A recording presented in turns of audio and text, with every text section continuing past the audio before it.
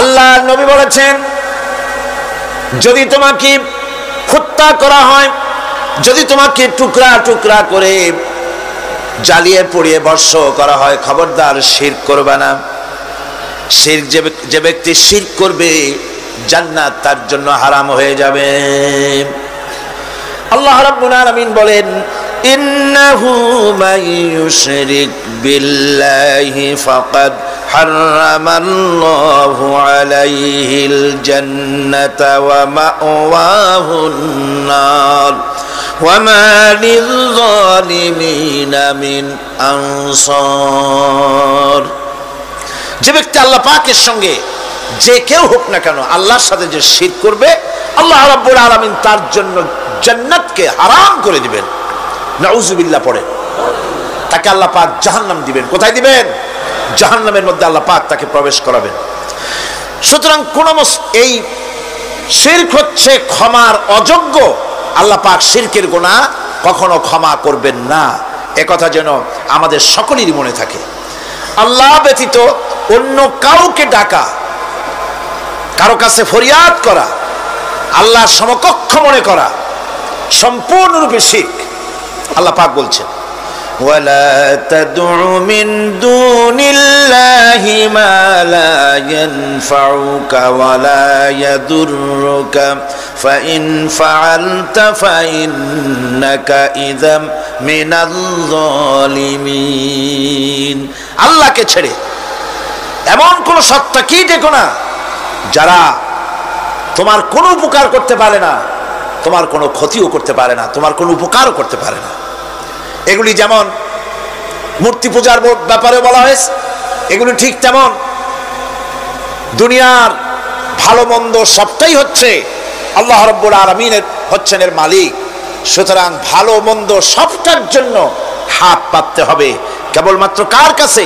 আল্লাহ পাকের কাছে। জোরে বলেন, কার কাছে? দেখুন আল্লাহ পাক তার রাসূলকে কি কথা বলছেন। আল্লাহ রাব্বুল আলামিন তার হাবিবকে বলছেন, ওয়াইয়ামসাসকাল্লাহু বিদুররিন ফালা কাশিফা লাহু ইল্লা হুয়া। আল্লাহ রাব্বুল আলামিন তিনি যদি তোমাকে কোনো বিপদ দেন, তাহলে পৃথিবীর এমন কেউ নাই যে সে বিপদ থেকে তোমাকে রক্ষা করতে পারে বা ঠেকাতে পারে। ওয়াইয়ুরিদকা বিখাইরিন ফালা রাদ্দা লিফাদলিহি।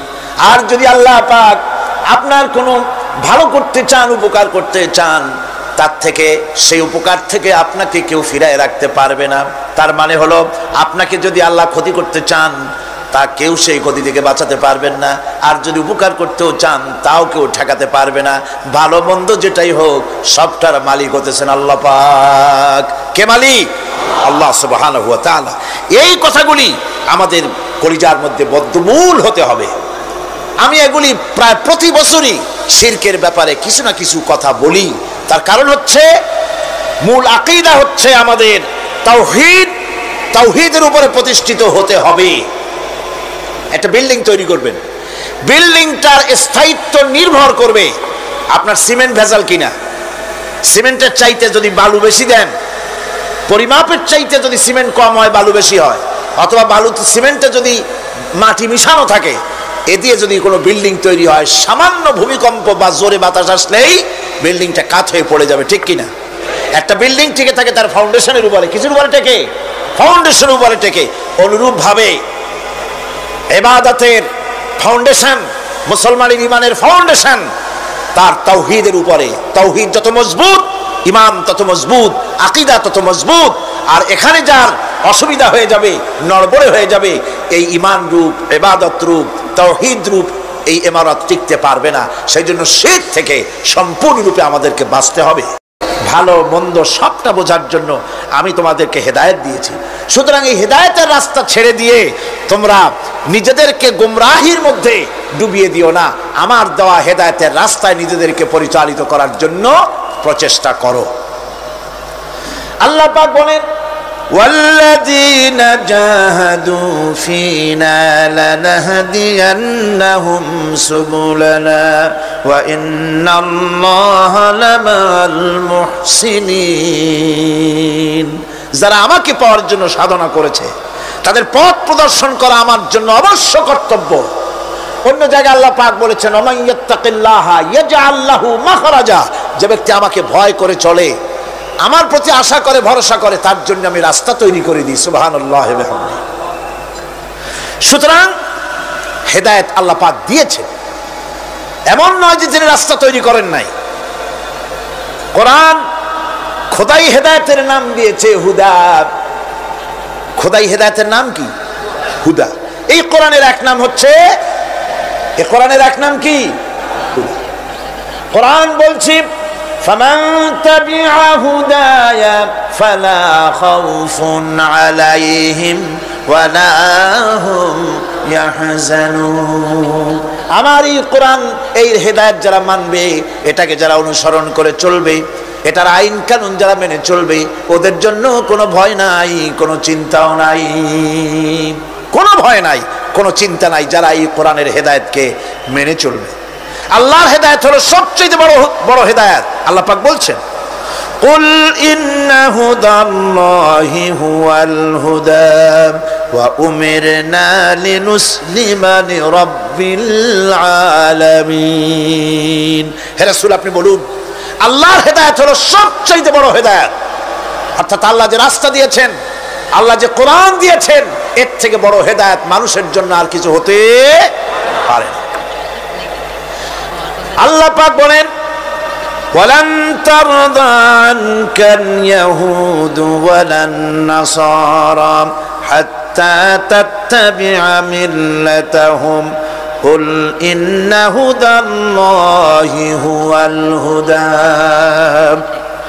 স্মরণ রাখুন হে নবী, ইহুদিরা খ্রিস্টানেরা কিছুতেই আপনার প্রতি খুশি হবে না যতক্ষণ পর্যন্ত আপনি ইহুদি হবেন অথবা খ্রিস্টান হবেন। ওরা কোনোদিন মুসলমানদের উপরে রাজি হবে না, খুশি হবে না। মনে রাখতে হবে একমাত্র সঠিক পথ, ইহুদিদের পথ সঠিক নয়, নাসারাদের পথ সঠিক নয়, আসল পথ হলো আল্লাহ পাকের পথ। কার পথ আসল? আসল রাস্তা, আসল পথটি আল্লাহ পাক কোরআনে কারিমের মধ্যে বিশদভাবে বলে দিয়েছেন। এবং ইহদিনাস সিরাতাল মুস্তাকিমের ব্যাপারে আল্লাহ পাক কোরআনে সাফ করে বলে দিয়েছেন যে আমি এর বিনিময় তোমাদেরকে কোরআন দিলাম। বস্তুত ইহদিনাস সিরাতাল মুস্তাকিম এর জবাব হলো ওয়া ইন্নাল্লাহা রাব্বি ওয়া রাব্বুকুম ফা'বুদুহু হাযা সিরাতুম মুস্তাকিম। নিঃসন্দেহে আল্লাহ তোমাদের এবং আমাদের রব, আর সুতরাং তারই উপাসনা করতে হবে, এটাই দ্বীনের সরল পথ। আর এটা কোনো নতুন পথ নয়। আল্লাহ যে পথটা দিয়েছেন রাসূল করিম সাল্লাল্লাহু আলাইহি ওয়াসাল্লামের মাধ্যমে, সেটা কি কোনো নতুন পথ? না। কোরআন বলছে এটা নতুন পথ নয়। শারা'a লাকুম মিনাদ দীন মা ওয়াসসা বিহি নূহান ওয়াল্লাযী আওহাইনা ইলাইকা ওয়া মা ওয়াসাইনা বিহি ইব্রাহিমা ওয়া মূসা ওয়া ঈসা আন আকিমুদ দীন ওয়া লা তাতাফাররাকু ফীহি। শারা'a লাকুম মিনাদ দীন, এই দিন তিনি তোমাদের জন্য সেই দিনই মনোনীত করেছেন যা হযরতে নূহ আলাইহিস সালাম এর উপরে তিনি ওসিয়ত করেছেন। যা ওসিয়ত করা হয়েছিল, নসিহত করা হয়েছিল হযরতে নূহ আলাইহিস সালামের প্রতি, তিনি মনোনীত করেছিলেন হযরত নূহ আলাইহিস সালামকে এই দ্বীনকে প্রচার করার জন্য। আর যার উপরে চলার জন্য হযরত ইব্রাহিম, হযরতে মূসা, হযরত ঈসাকে নির্দেশ করা হয়েছিল। তাদের সকলের শিক্ষাই ছিল একটা, যে আল্লাহ পাকের দ্বীনকে প্রতিষ্ঠা করো, আর এই ব্যাপারে কোন রকমই নিজেদের মধ্যে পার্থক্য, মত পার্থক্যের সৃষ্টি করো না। এখন কথাটা আরো ক্লিয়ার করে দেই। ইহদিনাস সিরাতাল মুস্তাকিম চাইছিলাম আল্লাহ আমাদেরকে একটা সহজ রাস্তা দাও। সেই সহজ রাস্তা বলে দেওয়ার জন্য এসেছে কোরআন। সেই সহজ রাস্তা বলে দেওয়ার জন্য কি এসেছে? যারা বলেন কি, এই কোরআনে কারীম যদি প্রতিষ্ঠিত করা যায় সমাজে, রাষ্ট্রে, ব্যক্তিতে, পরিবারে, কোরআন যদি প্রতিষ্ঠিত করা যায়, তাহলেই মানুষেরা সহজ সরল পথ পাবে। নইলে সহজ সরল পথ পৃথিবীতে আর কারো কাছে নাই। যা আছে সবটা কার কাছে? কোরআনে কারীমের কাছে। এরপরে আমরা বলি সিরাতাল্লাযীনা আন'আমতা আলাইহিম গায়রিল মাগদুবি আলাইহিম ওয়ালাদ-দাল্লিন। আল্লাহ অনুগ্রহপ্রাপ্ত দল, সেই রাস্তা অনুগ্রহপ্রাপ্তদের রাস্তা চাই। তোমার মনোনীত ব্যক্তি অনুগ্রহপ্রাপ্ত যারা, তাদের পথ অনুসরণ করতে চায়। এই অনুগ্রহপ্রাপ্ত দল কারা, সে কথা কোরআন শরীফে বলা হয়েছে। আল্লাহ রাব্বুল আলামিন বলেন, ওয়ামান ইউতি'িল্লাহা ওয়ার রাসূল ফাউলাইকা মা'আল্লাযীনা আন'আমাল্লাহু আলাইহিম মিনান নাবিয়্যিনা ওয়াস-সিদ্দীকিন والشهداء والصالحين وحسن أولئك رفيقا। আর যে ব্যক্তি আল্লাহ এবং রাসূলের আনুগত্য স্বীকার করলো, নিঃসন্দেহে সে অনুগ্রহপ্রাপ্তদের সঙ্গী হলো। সেই অনুগ্রহপ্রাপ্ত কারা? নবীয়িন 4 শ্রেণীর লোক। কয় শ্রেণী বলেন সবাই, কয় শ্রেণী? নবীয়িন, সিদ্দিকিন, শুহাদা, সালিহিন। এই 4 শ্রেণীর লোক হচ্ছে আল্লাহ পাকের অনুগ্রহপ্রাপ্ত লোক। কোন আলহামদুলিল্লাহ। এরাই হলো অনুগ্রহপ্রাপ্ত দল। এখন নবী কারা? নবী হচ্ছেন যারা নাকি আল্লাহ পাকের কাছ থেকে ওহী প্রাপ্ত হয়েছেন, নিখিল মানুষের চিরন্তন শান্তি এবং কল্যাণের জন্য আল্লাহ পাকের নিকট থেকে সত্যের বিধান লাভ করেছেন। তারাই হচ্ছেন নবী, যারা আল্লাহ পাকের কাছ থেকে ওহী প্রাপ্ত হয়েছেন। আর নবীরা হচ্ছেন মাসুম, নবীরা হচ্ছে বেগুনাহ, নবীদের কোনো ভুল নাই, নবীদের কোনো গুনাহ নাই। কারণ সুবহানাল্লাহ, এই পৃথিবীর মধ্যে সুপার কোয়ালিটির মানুষ, সর্বশ্রেষ্ঠ মানুষ কারা? নবীরা। সর্বশ্রেষ্ঠ মানুষ কারা? এখানে আবার এক শ্রেণীর লোকেরা বলে যে নবীরে মানুষ কওয়া যাবে না।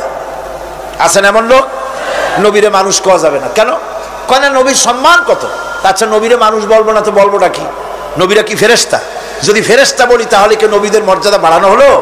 বলেন আপনারা, বাড়ানো হলো? তাহলে নবীদেরকে কি বলবো? তারা কি জেন? যদি জেন বলি তাহলে তাতে কি মর্যাদা বাড়বে? সবচাইতে মর্যাদা বেশি কার? মানুষের। সুতরাং এক শ্রেণীর লোকেরা খামোখাই আলেম নামধারী লোক, অথচ নবীকে মানুষ বলতে রাজি না। কোরআনে কারীম সাফ করে আল্লাহ পাক পরিষ্কার করে বলেছেন, قل إنما أنا بشر مثلكم يوحى إلي أنما إلهكم إله واحد। নবী বলুন, আমি তোমাদের মতো মানুষ, আমার উপরে ওহী আসে। ইন্নামা আনা বাশারুম মিসলুকুম, তোমাদের মতো মানুষ। একটু ভালো করে বিষয়টা বোঝেন। আরো বলেছি আমি, আজকে আবার স্মরণ করায় দেই। আল্লাহ শিখাই দিচ্ছেন, বলুন আমি তোমাদের মতো মানুষ, ফেরেশতা নই, জিন নই, আমার কাছে ওহী আসে। পার্থক্য এখানে। তবে আরো পার্থক্য আছে, সেটা হচ্ছে আমরা হচ্ছি সাধারণ মানুষ, নবীরা হচ্ছেন অসাধারণ মানুষ। সুবহানাল্লাহ। আমরা হচ্ছি মানব, রাসূল আল্লাহর পয়গম্বররা হচ্ছেন মহামানব। কথা বুঝে আসছে? তার মানে হলো আমরা সাধারণ মানুষ। সাধারণ মানুষেরা গুনাহ করতে পারে, ভুল করতে পারে, সব রকমের গুনাহ করতে পারে। নবীরা কোনো গুনাহ করতে পারেন না। আল্লাহ পাক তাদের দিয়ে গুনাহ করান না। আল্লাহ পাক ফেরেশতা দিয়ে, আপন কুদরত দিয়ে নবীদেরকে হেফাজত করেন। সুবহানাল্লাহ। সুতরাং এই কথা বিশ্বাস করতে হবে, সমস্ত নবীরা হচ্ছেন মানুষ। নবীদের আদর্শই কেবলমাত্র আদর্শ, সেই আদর্শকেই গ্রহণ করতে হবে, তাকেই একমাত্র নেতা হিসাবে গ্রহণ করতে হবে। আমার নেতা বলতেও রাজি না। মুশকিল কি এক জায়গায়? কয় যে নেতা বলা যাবে না। কেন? কয় যে ওই যে মানুষেরা বলে, স্লোগান দেয়, আমার নেতা, তোমার নেতা, অমুক তমুক, হেন তেন। তো এগুলির সাথে নবীরে মিশানো এটা ঠিক না। আচ্ছা, নবীরে নেতা কব না, কবটা কি? নবী কি হয় নেতা হবে, না হয় অনুসারী হবে, এর বাইরে তো কিছুই নাই। হয় ইমাম, না হয় মুক্তাদি। বাইরে কি? বাইরে তো নাই কিছু। সুতরাং নবী কি মুক্তাদি হবে? নবী কি অনুসারী হবে? নিশ্চয়ই হাজার বার নবী হচ্ছেন ইমাম, নবী হচ্ছেন নেতা। আমরা যখন আরবিতে বলি, ওনারা নিজেরাও আরবিতে বলেন, তখন কোনো আপত্তি হয় না। আল্লাহুম্মা সাল্লি আলা সাইয়্যিদিনা মুহাম্মদ। সাইয়্যিদিনা মানে হচ্ছে আমাদের লিডার, আমাদের নেতা। সাইয়্যিদিনা যখন বলে তখন আপত্তি করে না, কিন্তু আমাদের নেতা বললেই আপত্তি করেন। বাংলা ভাষা বাংলাদেশি মানুষ হইয়া বাংলা ভাষার প্রতি গভীর জ্ঞান দেখলে দুঃখই হয়। বন্ধুগণ, মনে রাখতে হবে নবী হচ্ছেন মাসুম, বেগুনাহ এবং নেতা, আর মুহাম্মদ সাল্লাল্লাহু আলাইহি ওয়াসাল্লাম হচ্ছেন বিশ্ব নেতা, এটা কোনো সন্দেহ নাই। এই নবীর অনুসরণ করতে হবে। সিদ্দিকিন হচ্ছে সত্যকে যারা উদার, উন্মুক্ত, অকুণ্ঠ চিত্তে, দ্বিধাহীনভাবে যারা গ্রহণ করেছে, এর বিপরীত যারা করেই নাই, তারাই হচ্ছেন সিদ্দিকিন।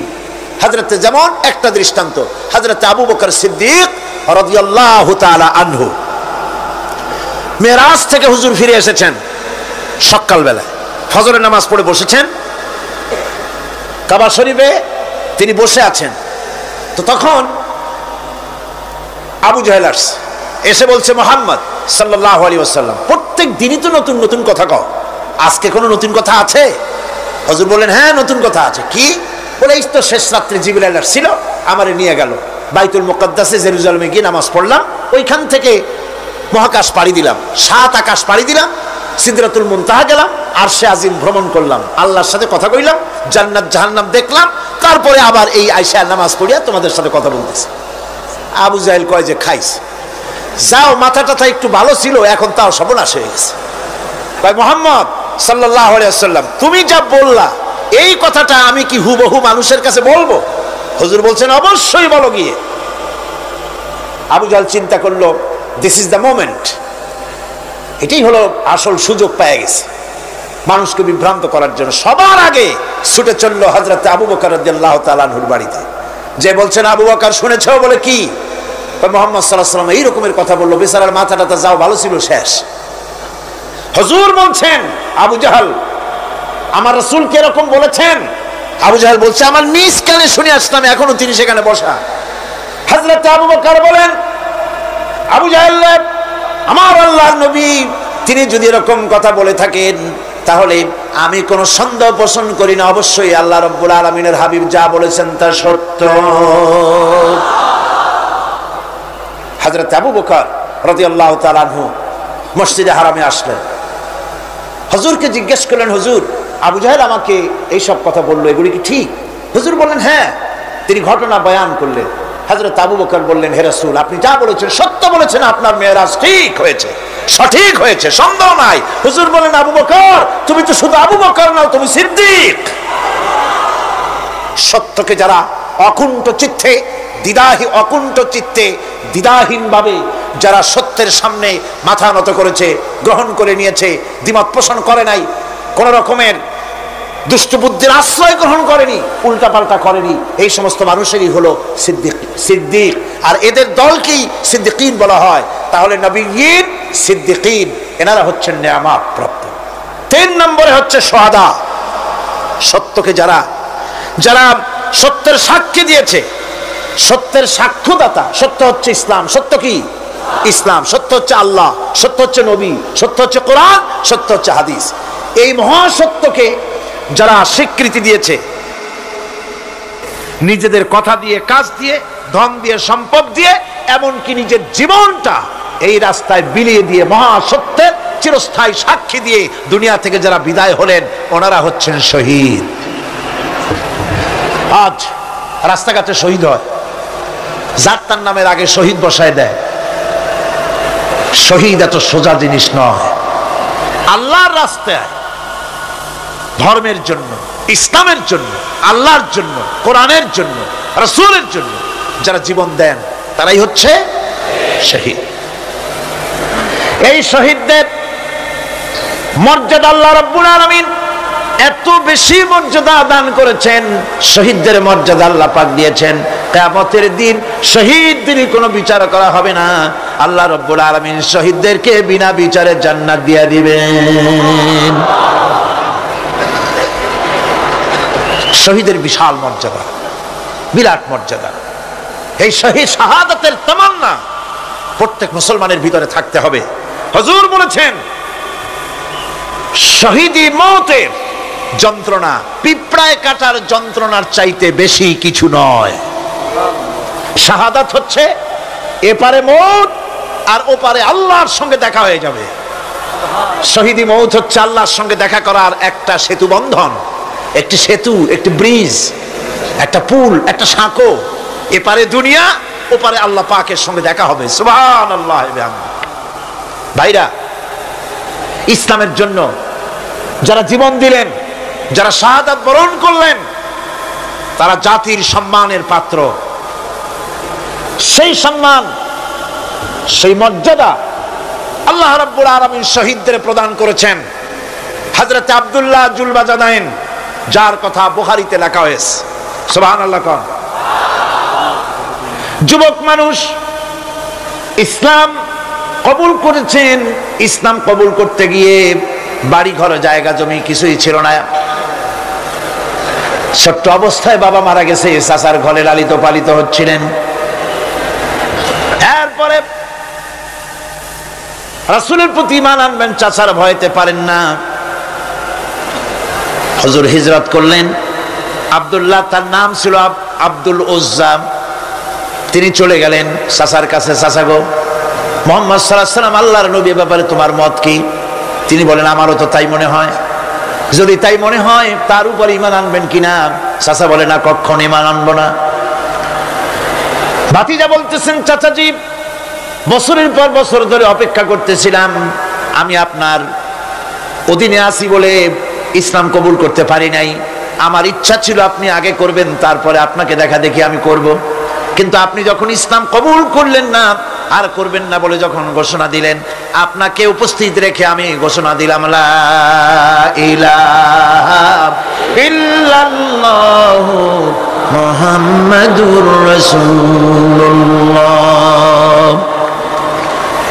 চাচা বলছে, ভাতিজা, এর পরিণাম জানো? কয় না, জানি না। এর পরিণাম হচ্ছে তুমি আমার বাড়িতে থাকো, আমার বাড়ি ছাড়তে হবে। বললেন, রাজি আছি। উট, ছাগল, ভেড়া, ঘোড়া যা দিছি ছাড়তে হবে। বলছে, রাজি আছে। চাচা বলছে, শুধু তাই নয়, পরনের যে লুঙ্গি আছে, গায়ে যে জামা আছে, আমার পয়সার লুঙ্গি জামা ছাড়তে হবে। ভাতিজা বলছে, ইমানের জন্য যা চাও সব ছাড়িয়ে দেব। জামা লুঙ্গি খুলে ফেলে দিয়ে দিলেন। হাদিস। তিনি চলে গেলেন মায়ের কাছে। ওই অবস্থায় মা এই যুবক ছেলেকে উলঙ্গ অবস্থায় দেখে দুই হাত দিয়ে নিজের চোখ চেপে ধরেছেন। বাবা, তোমার এই অবস্থা কেন? ছেলে বলছেন, মা, ঈমান আনার কারণে আমার এই অবস্থা হয়েছে। মা বলে, বাবারে, কি চাও আমার কাছে? আব্দুল উজ্জা বলছে, মা, কিচ্ছু চাই না, একটুখানি কাপড় আমারে দাও, আমি বিশ্ব নবী মুহাম্মদ সাল্লাল্লাহু আলাইহি ওয়াসাল্লামের খেদমতে যেতে চাই। মায়ের কাছে পুরানা কম্বল ছিল, কম্বলটা তিনি দিয়ে দিলেন। হযরতে, এখনো তো সে মুসলমান হয়নি, ওই কম্বলটা ছিঁড়ে নিয়ে দুই টুকরা করে কম্বলটা পরলেন, আদাটা, তাতে করে হাঁটু ঢাকে না, আর একটা কোন রকম গায়ে দিলেন। এরপরে হেঁটে হেঁটে কষ্ট করে মদিনায় চলে গেলেন। মসজিদে নববীর ভিতরে ঢুকে দরজার কাছে বসা বিশ্বনবী জনাবে মুহাম্মদ রাসূলুল্লাহ সাল্লাল্লাহু আলাইহি ওয়াসাল্লাম মসজিদে নববীতে, যুবক, হাঁটুর উপরে কাপড়, মাথার চুল, উস্কো খুস্কো চেহারা, ক্ষুধার্ত চেহারা। হুজুর জিজ্ঞেস করছেন, তুমি কে? তিনি বললেন, আমার নাম আব্দুল উজ্জা। তোমার এই অবস্থা কেন?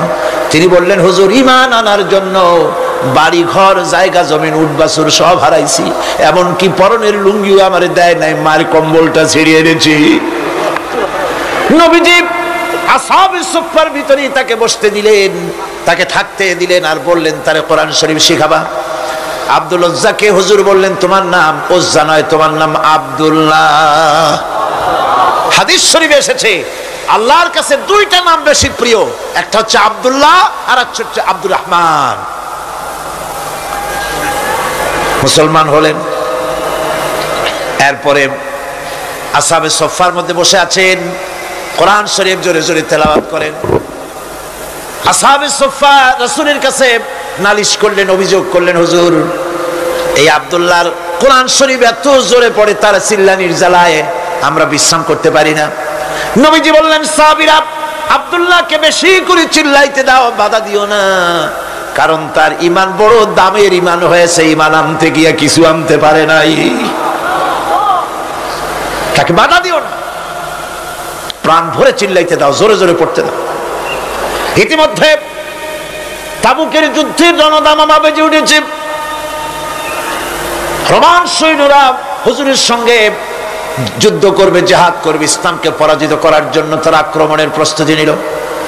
নবীজি রোমানদের সঙ্গে লড়াই হবে বলে সাহাবায়ে কেরামদের কাছে সাহায্য চাইলেন, যার কাছে যা আছে অস্ত্রপাতি জমা করো, টাকা দাও, পয়সা দাও। সবাই মিলে দিতে লাগলেন।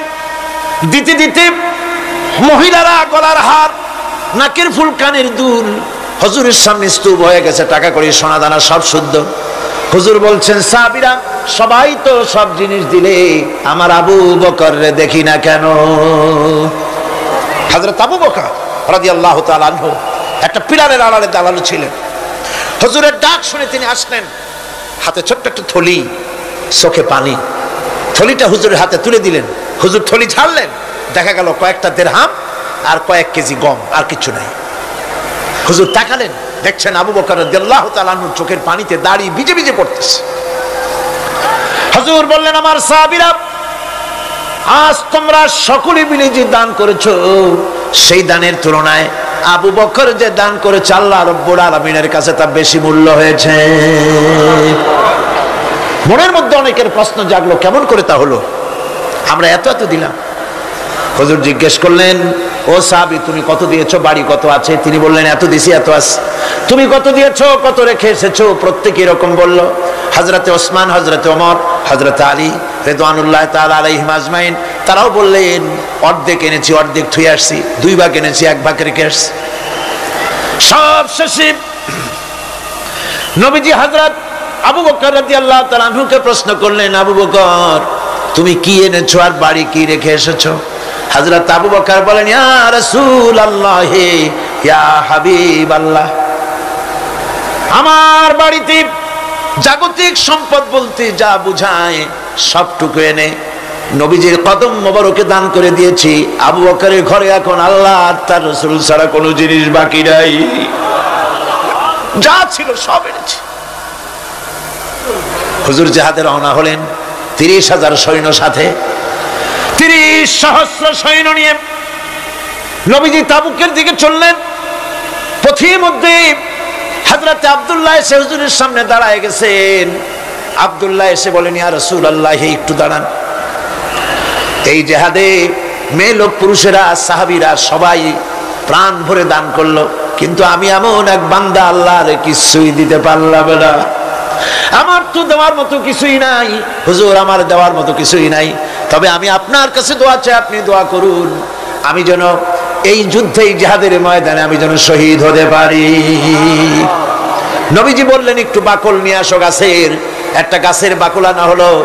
এই বাকলটা হুজুর নিজ হাতে আব্দুল্লাহর হাতে বাঁধা দিলেন আর বললেন, রব্বুল আলামিন, আমি আব্দুল্লাহর রক্ত কাফেরদের জন্য হারাম করে দিলাম।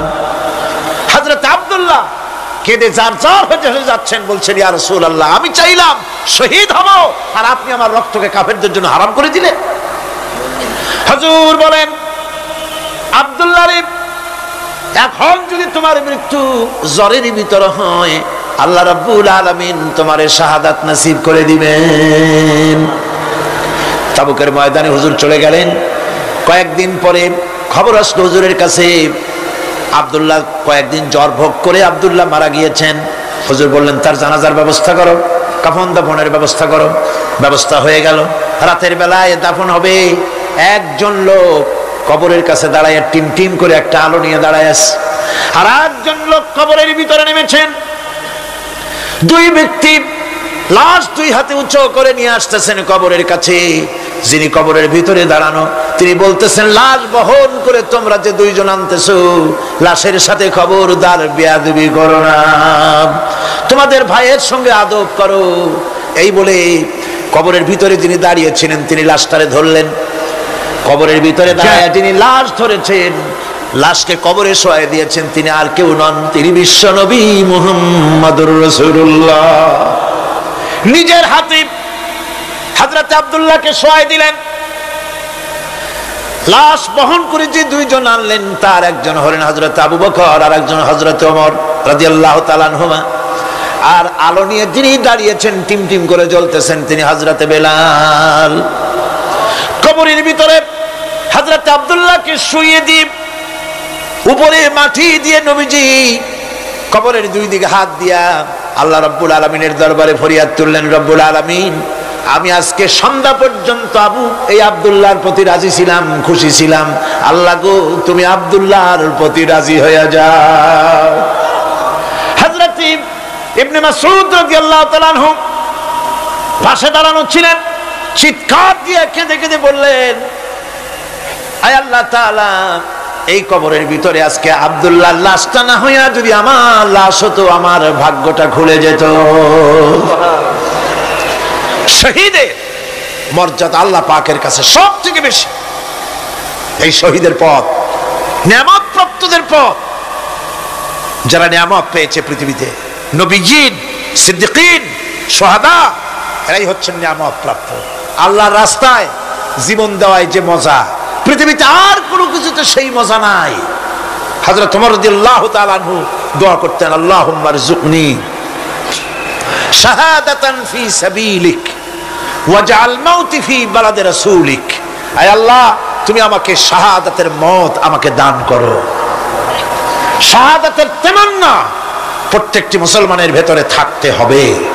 শহীদ হওয়া যাবে ইসলামের জন্য। সময় হয়তো আসতে পারে, হয়তো এমন সময় আসতে পারে যখন কোরআনের মর্যাদাকে টিকে রাখার জন্য, সুন্নতে নববীকে টিকে রাখার জন্য জান দেওয়া লাগতে পারে।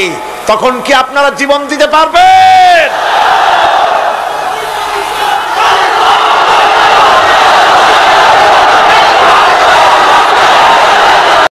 قل يا عبادي الذين اسرفوا على أنفسهم لا تقنطوا من رحمة الله।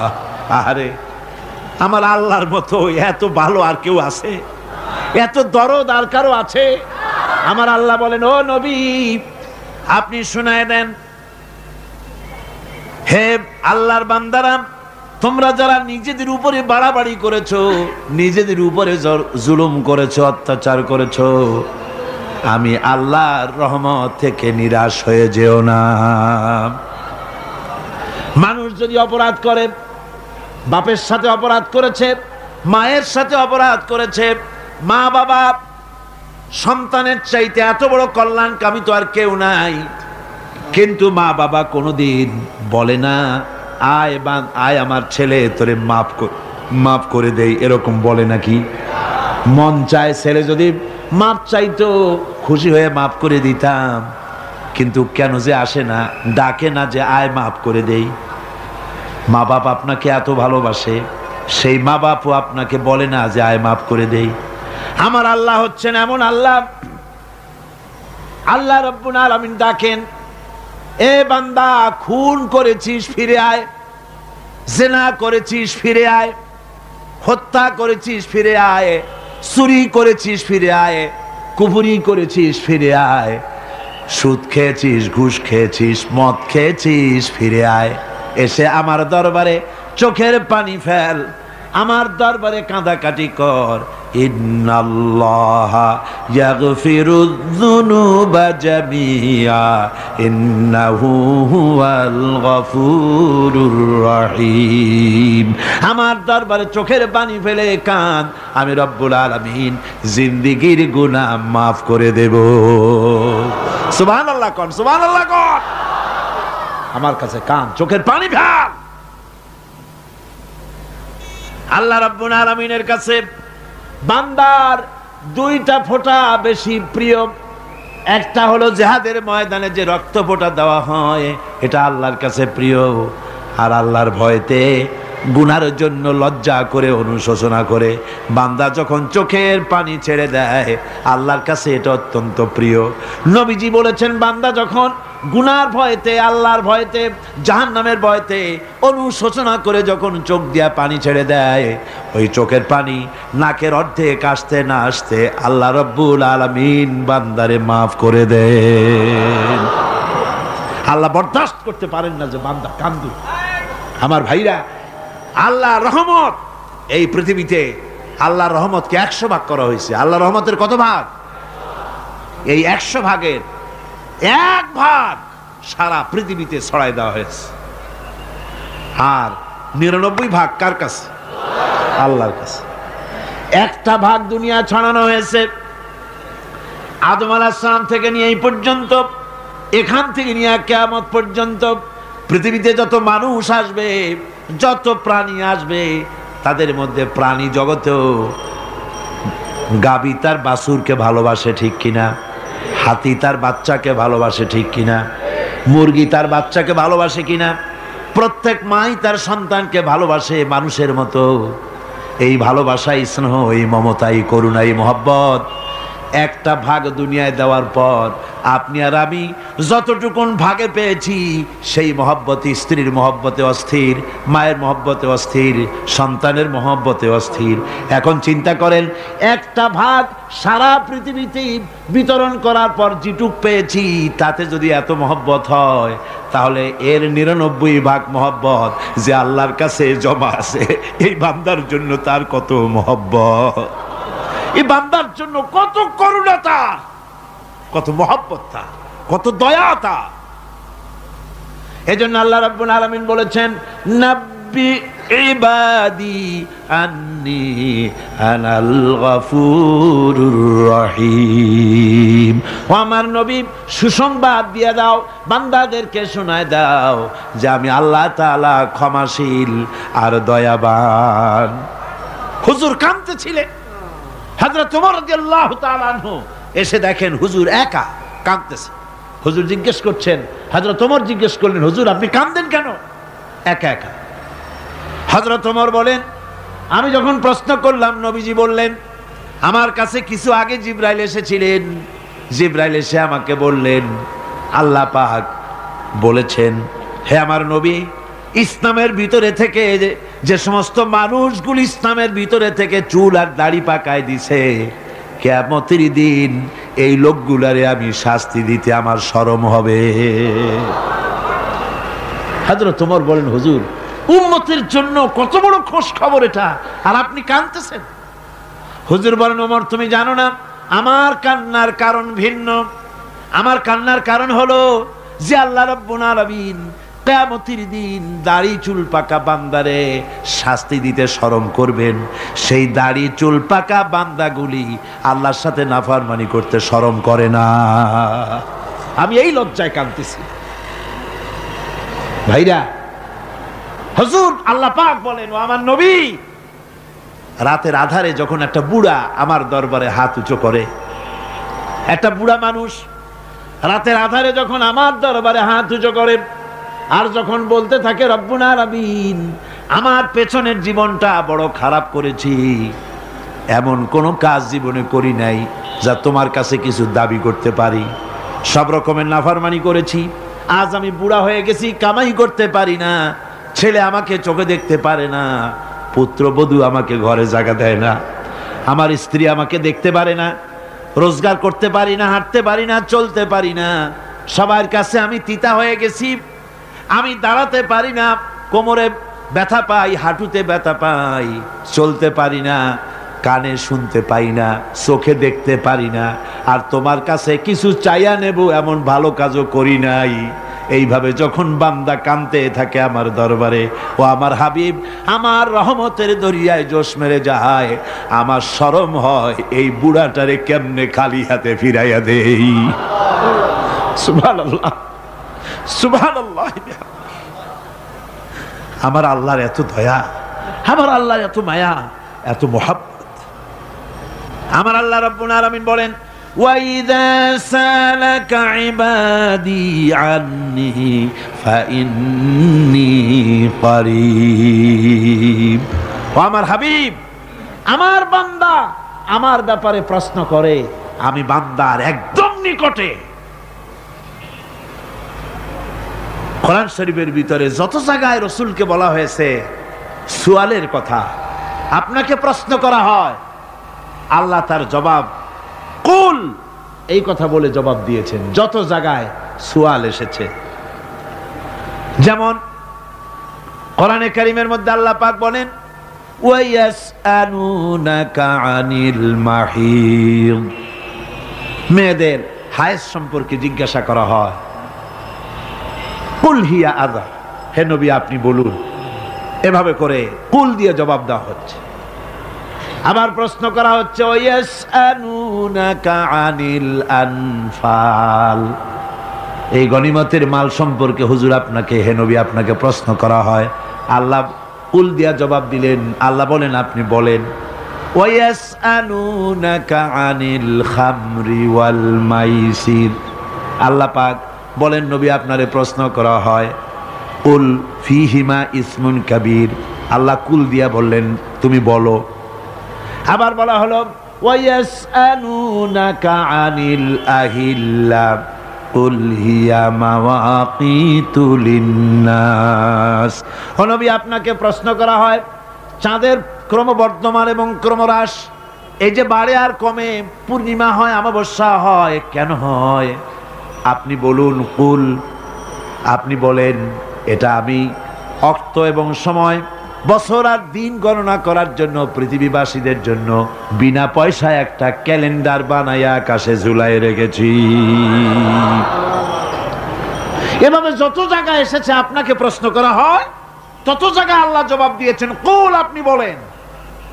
গোটা কোরআন শরীফের ভিতরে এই একটি মাত্র জায়গা যেখানে বলা হয়েছে আপনাকে প্রশ্ন করা হয়, আল্লাহ এখানে বলতে পারতেন কুল, আপনি বলেন, আল্লাহ তোমাদের নিকটবর্তী, এভাবে জবাব হয় নাই। এটা কায়দাটা হলো এই, আল্লাহ বলতেছেন ওয়াইজা সালাকা ইবাদি, ও আমার নবী প্রশ্ন তো আমার বান্দারা আমার ব্যাপারে করেছে, এবার আপনার জবাবের কোনো দরকার নাই, প্রশ্ন আমার ব্যাপারে, আমি নিজে জবাব দিয়ে দেই। ফা ইন্নী কারীব, ও বান্দা আমার ব্যাপারে প্রশ্ন করেছিস, জবাব আমি দেই, আমি তোর সবচাইতে বেশি নিকটে। সুবহানাল্লাহ, কত নিকটে? ওয়া নাহনু আকরাবু ইলাইহি মিন হাবলিল ওয়ারিদ, তোর যেই রগ, এই শাহরগের চাইতেও আমি তোর বেশি কাছে। সুবহানাল্লাহ, আমারে ডাক, আমারে ডাক, কলিজা দিয়ে ডাক, অন্তর দিয়ে ডাক। মনের থেকে মানুষ যদি ডাকে, মুখের ডাক আর মনের ডাক এক জিনিস নয়। দিল সে जो बात निकलती है असर रखती है पर नहीं मगर ताकते परवाज रखती है, দিল থেকে যে কথা বেরোয় তা প্রভাব বিস্তার করে, ডানা নাই কিন্তু ওড়ার ক্ষমতা রাখে। মনের কথাই ভিন্ন, মন থেকে, দিল থেকে, কলিজা থেকে, অন্তরের গভীর কন্দর থেকে মোহাব্বতের সাথে কেউ যদি একবার বলে আল্লাহ, বলেন আল্লাহ, আল্লাহ, আল্লাহ, আল্লাহ রাব্বুল আলামিন বলেন অন্তরের অন্তঃস্থল থেকে একটি বার যদি বান্দা বলেন আল্লাহ, আল্লাহ বলেন 70 বার সাড়া দিয়া জিজ্ঞেস করি বান্দা কি চাও, আমি তোমার কাছে আছি। সুবহানাল্লাহ, আমি তোর একদম কাছে, কি চাস বল, বল আমার কাছে। এমন দয়াবান, এমন মেহেরবান, এমন আল্লাহ আমাদের, সে আল্লাহ রাব্বুল আলামিন তিনি বলছেন وقال ربكم ادعوني استجب لكم, তোমাদের রব বলেছেন আমারে ডাকো, আমি আল্লাহ ডাকের সাড়া দিয়া দেব। সুবহানাল্লাহ, কারে ডাকতে হবে? কারে ডাকতে হবে? এই বিশাল জনসমুদ্র একযোগে চিল্লা কোন কারে ডাকতে হবে? কোন পীর সাহেবকে নয়, আল্লাহর কসম কোন খাজা বাবাকে নয়, ডাকতে হবে কারে? চিল্লা এখন কারে? ওয়াকালা রাব্বুকুম উদউনি, তোমার রব তোমাকে বলতেছে আমারে ডাকো, আস্তাজিব লাকুম, আমারে ডাকবে আমি সাড়া দিয়ে দেব। সুবহানাল্লাহ, আল্লাহকে ডাকেন। কি চাই আপনার বলেন, কি চাই? আল্লাহর কাছে চান, আল্লাহ দিয়ে দিবে। দেওয়ার জায়গা আল্লাহর কাছে চাইবেন, আল্লাহ দিবেন। দেওয়ার জায়গা, চাওয়ার জায়গা হলো সেজদায় পড়ে যাবেন। আমার ভাইয়েরা জায়গাটা চিনায় দিলাম, মাজারে যাওয়া লাগবে না, কবরে যাওয়া লাগবে না, 2 রাকাত নামাজ পড়ে সেজদায় পড়ে গিয়া যত বিপদ আছে মুসিবত আছে সেজদার মধ্যে চোখের পানি ছেড়ে দেন আর কেন্দে কেন্দে জীবনের কথা বলেন, আল্লাহ রাব্বুল আলামিন আপনার আওয়াজ শুনবেন আর দোয়া কবুল করে নিবেন।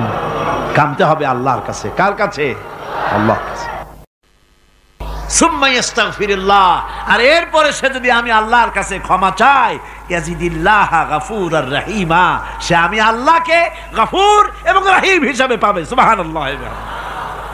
আল্লাহকে গফুর এবং রহিম হিসাবে পাওয়া যাবে। সব আল্লাহকে বলতে হবে, গুনাহ মাফ চাইতে হবে।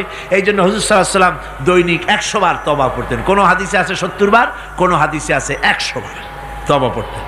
নামাজের পরে তো প্রত্যেক নামাজই পড়তেন হুজুর, সালাম ফিরাতেন আর সাথে সাথে বলতেন আল্লাহু আকবার, আস্তাগফিরুল্লাহ, আস্তাগফিরুল্লাহ, আস্তাগফিরুল্লাহ। মনে থাকবে আপনাদের? মনে থাকবে? সালাম ফিরাইয়া কি বলবেন? না, সালাম ফিরাবার সাথে সাথে বলবেন আল্লাহু আকবার, তারপরে পড়বেন আস্তাগফিরুল্লাহ, আস্তাগফিরুল্লাহ, আস্তাগফিরুল্লাহ। তওবা পড়বেন, আল্লাহর কাছে সবসময় গুনাহ মাফ চাইতে থাকবেন, বিনীত থাকবেন। আল্লাহকে পাওয়া যাবে, তাকে রহিম হিসাবে পাওয়া যাবে। সুতরাং ঈমান বিল্লাহ, আল্লাহর প্রতি ঈমান আনলে পরে 4র্থ নম্বরের যে উপকারটা হবে সেটা হলো হতাশায় ভুগবে না, নিরাশায় ভুগবে না, আশায় বুক বেঁধে উঠবে, ঈমান মজবুত হবে, আল্লাহর কাছে মানুষ বিনয়ী হয়ে যাবে। এবার 5ম নম্বরের উপকার আমি বলছিলাম, ঈমান বিল্লাহ, আল্লাহর প্রতি ঈমান আনলে পরে অসংখ্য উপকার হয়, অসংখ্য বৈশিষ্ট্য আছে। এর 6টা উপকারের কথা আমি বলবো। কয়টা? অসংখ্য উপকারের ভিতরে প্রধান 6টি উপকারের কথা বলবো। এর বললাম কয়টা? 4টে বলেছি। এবার বলো 5ম উপকারের কথা। আল্লাহর প্রতি আপনি পূর্ব পশ্চিমে কতবার মুখ ঘোরালেন, এটাই কিন্তু আপনার আসল সৎ কাজ নয়। আসল সৎ কাজ হলো আল্লাহর প্রতি ঈমান আনা। এই ঈমানের ব্যাপারে 3টা দিন আমরা পার করে দিলাম, এখনো কথা শেষ হয় নাই। আল্লাহর প্রতি ঈমান আনলে পরে যে উপকারটা হবে 5ম নম্বরে, সেটা হলো কঠোর এবং কঠিন বিপদের ভিতরে বান্দার ভিতরে অবিচলতা এবং ধৈর্যেও সৃষ্টি হয়ে যাবে। আলহামদুলিল্লাহ। কঠিন বিপদ মুসিবত আসলে পরে সে অবিচল থাকবে। সারা দুনিয়ার বিপদ আপদ, শত্রুতা, দুঃখ, কষ্ট, মুসিবত, জুলুম, নির্যাতন সব কিছু পাহাড়ের মতো উঁচু হয়ে তাকে ঘিরে ফেলবে, কিন্তু তাকে এক চুলও নাড়াতে পারবে না। আলহামদুলিল্লাহ। সারা পৃথিবী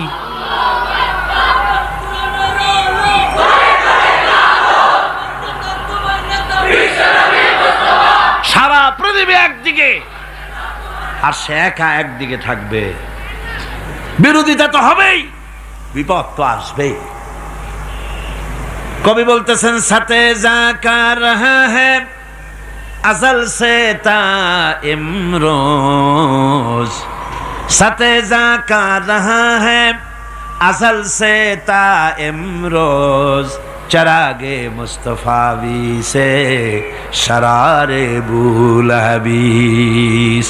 সে আবহমান কাল থেকে শুরু করে মুস্তাফা সাল্লাল্লাহু আলাইহি ওয়াসাল্লামের দীপ শিখার সাথে আবু জেহেল, আবু লাহাবের অগ্নিস্ফুলিঙ্গের টক্কর লেগেই আছে। রাসূলুল্লাহর আল্লাহর দেওয়া এই বিধান, এই দ্বীনের বাতিটা টিম টিম করে জ্বলেছে। আর গোরকি, টর্নেডো, হাজার হাজার মাইল বেগে হ্যারিকেন এসেছে, গোরকি এসেছে, টর্নেডো এসেছে, টাইফুন এসেছে, কিন্তু এই আলো নিবাইতে পারে নাই। সুবহানাল্লাহ। এই আলো নিবাতে পারে নাই। এই শত্রুতা চিরকালের, নিবাতে পারবে না। কারণ হচ্ছে আল্লাহ রাব্বুল আলামিন বলেছেন, ইউরিদুনা লিইউতফিউ নূরাল্লাহি বিআফওয়াহিহিম ওয়াল্লাহু মুতিম্মু নূরিহি ওয়ালাউ কারিহাল কাফিরুন। ওরা চায় মুখের ফু দিয়ে আমার আলোকে নিভিয়ে দেবে, কিন্তু আমি আমার আলোকে পূর্ণতা দান করব। তাতে কাফের বেঈমানদের কলজায় যত জ্বালা যন্ত্রণা হোক, আমার দ্বীন কেউ মিটাই দিতে পারবে না। কোন সুবহানাল্লাহ। সুতরাং বিপদে অবিচলতা আসবে, সে অটল হবে, মজবুত হবে। কোরআনে কারীম বলতেছে ওয়া কাযালিকা জাআলনা লিকুল্লি নাবিয়্যিন আদুওয়াম মিনাল মুজরিমিন। এই পৃথিবীতে এমনি করে আমি সকল নবীদের শত্রু বানিয়েছি, সব পাপিষ্ঠ অপরাধীদেরকে। নবীদের সাথে বিরোধিতা করেছে কারা? পাপিষ্ঠরা আর অপরাধীরা। আজও খুঁজে দেখেন, আজও ইসলামী আন্দোলনের বিরোধিতা যারা করে সবগুলি কি পাপিষ্ঠ? সত্য কিনা কর?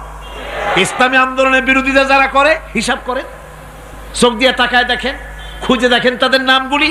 মদখোর, জেনাকার, বদমাশ, চোর, হাইজাকার, বেনামাজি, লুটেরা, মিথ্যাবাদী, সবচাইতে সমাজের নিকৃষ্ট লোকগুলি ইসলামের বিরোধিতা করে।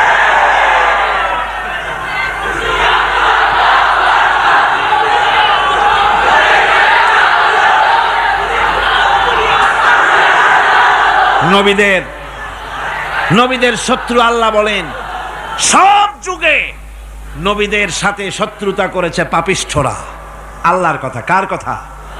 সকল যুগে নবীদের সাথে শত্রুতা করেছে পাপিষ্ঠরা, নিকৃষ্ট ধরনের অপরাধীরা।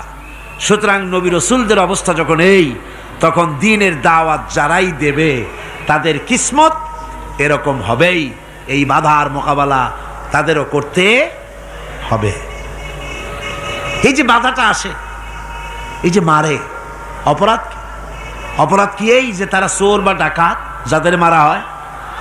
আল্লাহ রাব্বুল আলামিন বলেন অপরাধ হলো ওয়ামা নাকামু মিনহুম ইল্লা আইয়ুমিনু বিল্লাহিল আজিজিল হামিদ। অপরাধ হচ্ছে ইমানদার লোকদের উপরে নির্যাতন চালিয়েছে, অন্য কোনো কারণে নয়। কারণ একটাই, তারা আল্লাহর জমিনে আল্লাহর দ্বীন প্রতিষ্ঠা করতে চেয়েছে, আর কোনো অপরাধ না। জমিন আল্লাহর, জমিন কার? এই বিশাল জনসমুদ্র গর্জে উঠুন একযোগে, বলুন জমিন কার? আইন চলবে কার? এখানেই সংঘর্ষ বেঁধেছে আবহমান কাল ধরে। মানুষ অত্যাচারিত হয়েছে, সাহাবায়ে কেরাম অত্যাচারিত হয়েছেন। বুখারী শরীফের হাদিসে এসেছে রাসূল করিম সাল্লাল্লাহু আলাইহি ওয়াসাল্লামের কাছে হযরতে খাব্বাব গিয়ে উপস্থিত হয়েছিলেন। হযরতে খাব্বাব বলেন, হাদিসটা এভাবে লেখা হয়েছে বুখারীতে, ওয়ান খাব্বাব বিন আরিদ রাদিয়াল্লাহু তাআলা আনহু قال شكونا إلى رسول الله صلى الله عليه وسلم وهو متوسد بردة له في ظل الكعبة। রাসূলুল্লাহর কাছে গেলাম, কাবা শরীফের কাছে গিয়ে দেখি নবীজি একটা চাদর গায়ে দিয়ে তিনি আরাম ফরমাচ্ছিলেন কাবা শরীফের ছায়ায়। সেখানে গিয়ে বললাম, আলা তাস্তানসিরু লানা আলা তাদউ লানা ইয়া রাসূলুল্লাহ, হে আল্লাহর রাসূল, আপনি কি আমাদের জন্য আল্লাহর কাছে দোয়া চাইবেন না? আপনি কি আল্লাহর কাছে আমাদের জন্য সাহায্য চাইবেন না? আমাদের লোকগুলিকে, মুসলমানগুলিকে মারতে মারতে তো শেষ করে ফেলে দিল। তারা আমাদের সুমাইয়াকে মারলো, আমাদের খাব্বাবকে উটের সাথে পায়ের দড়ি লাগায় টানলো, আমাদের খোবায়েবকে তারা আগুনের উপরে চিৎ করে শোয়ায় রাখলো, না খায় রাখতেছে, মারতেছে, কষ্টে তো শেষ হয়ে গেলাম। হুজুর, আপনি কি আমাদের জন্য দোয়া করবেন না? হাদিস শরীফে এসেছে নবীজি উঠে বসলেন সোজা হয়ে। নবীজি বলেন, ও আমার সাহাবী, ও খাব্বাব, শোনো, তোমাদের আগে এই পৃথিবীতে যারা দ্বীনের দাওয়াত দিতে এসেছিলেন তাদেরকে সমকালীন রাষ্ট্রশক্তি, সমাজ শক্তি তাদেরকে ধরত। ফায়ুখাজুর রাজুলো, তাদেরকে তারা ধরত। ফায়ুহফারু লাহু ফিল আরদ, আর তার জন্য জমিনের ভিতরে কবর বানাইতো। ওই কবর ফায়ুজালু ফিহা, ওই কবরের ভিতরে তাকে কোমর পর্যন্ত গেড়ে দিত। সুম্মা ইউতা বিল মানশার, এরপরে করাত আনতো। ফায়ুদাউ আলা রাসিহি, এরপরে ওই করাত তার মাথার উপরে রাখতো। ফায়ুজালু নিসফাইন, এরপরে করাত দিয়া চিরে জীবিত মানুষটারে দ্বিখণ্ডিত করে ফেলে দিত। মা ইয়াসুদ্দুহু যালিকা আন দীনিহি, ও আমার খাব্বাব, এত কষ্ট দেওয়ার পরেও সেই যুগের কোন মুসলমানকে, দ্বীনের দায়ীদেরকে আল্লাহর দ্বীন থেকে এক চুলো তারা সরাই দিতে পারে নাই, এক চুলো সরাতে পারে নাই। ওয়াল্লাহি ও খাব্বাব, আমি আমার আল্লাহর নামে কসম করে বলছি, লা ইউতাম্মান্নাল্লাহু হাযাল আমরা হাত্তা ইয়াসিরা আর-রাকিবু মিন সানা ইলা হাযরামাউত। আমি কসম করে বলি আল্লাহ রাব্বুল আলামিনের এই সানা থেকে হাযরামাউত পর্যন্ত লোকেরা যাতায়াত করবে, সুন্দরী রমণীরা গমন করবে, সদাগরেরা যাতায়াত করবে, টাকা নিয়া পয়সা নিয়া যাতায়াত করবে। তাদের মনের মধ্যে লুটের ভয়, টাকার ভয়, চুরির ভয়, ডাকাতির ভয়, জেনার ভয়, হত্যার ভয়, ধর্ষণের ভয়, কোনো ভয় থাকবে না। লা ইয়াখাফু ইল্লাল্লাহ, আল্লাহ ছাড়া কোনো ভয় থাকবে না। এমন একটা সমাজ, এমন একটা সময় আসবে। ওয়ালাকিন্নাকুম তাস্তাজিলুন, অথচ খুব তাড়াহুড়ো তোমরা করতেছো। তাড়াহুড়ো করো না, সময় আসবে ইনশাআল্লাহ। আর সে সময় আসছিল মদিনায়, আসে নাই? আসে নাই? সুতরাং আজও চট্টগ্রামের এই বিশাল জনসমুদ্রকে বলতে চাই, নির্যাতন, স্বৈরাচার, জুলুম, অত্যাচার, হত্যাকাণ্ড যা কিছু ঘটতেছে, ধৈর্য ধরুন, আন্দোলনে শরীক হন, জান বাজি রাখুন। এ বাংলাদেশেও আগামী যে পার্লামেন্ট হবে, আগামী জাতীয় নির্বাচনে যে পার্লামেন্ট তৈরি হবে, ইনশাআল্লাহ সেই পার্লামেন্ট হবে কোরআনের পার্লামেন্ট ইনশাআল্লাহ।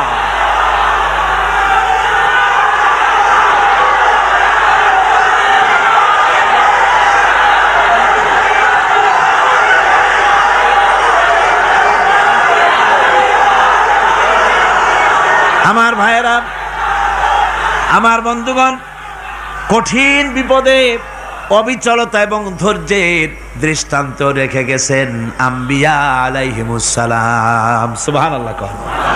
কঠিন বিপদে অবিচলতা, দৃঢ়তা, ধৈর্য কারে বলে, তার দৃষ্টান্ত কারা রেখেছেন?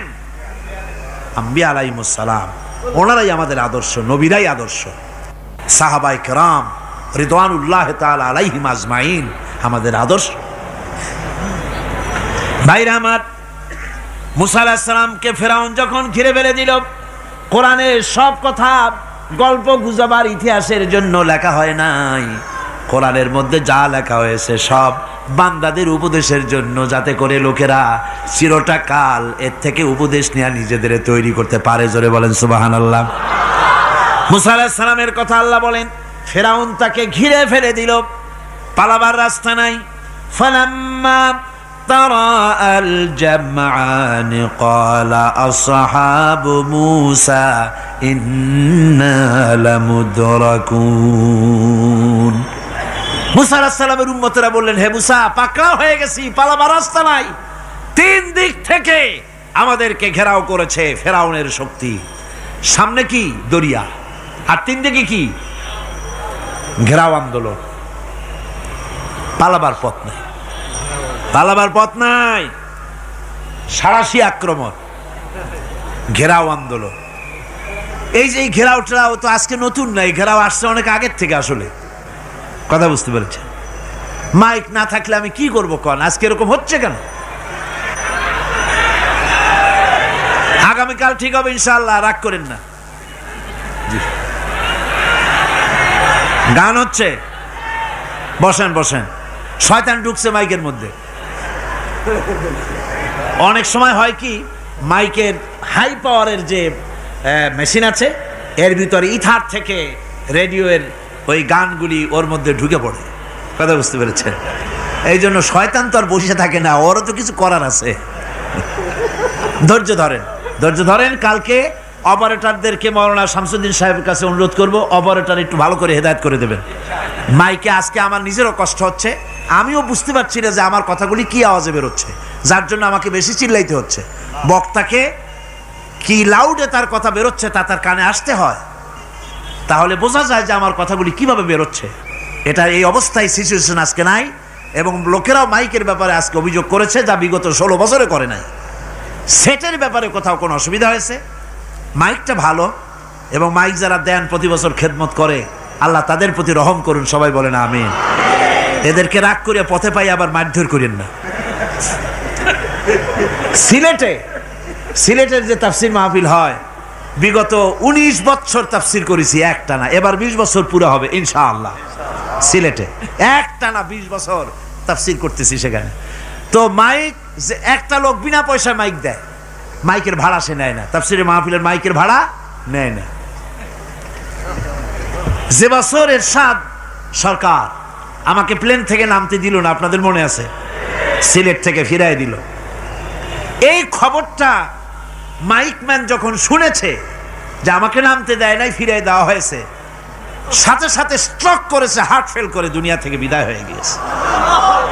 সিলেটে তাফসীর হতে পারবে না এই কথা সে বরদাস্ত করতে পারে নাই।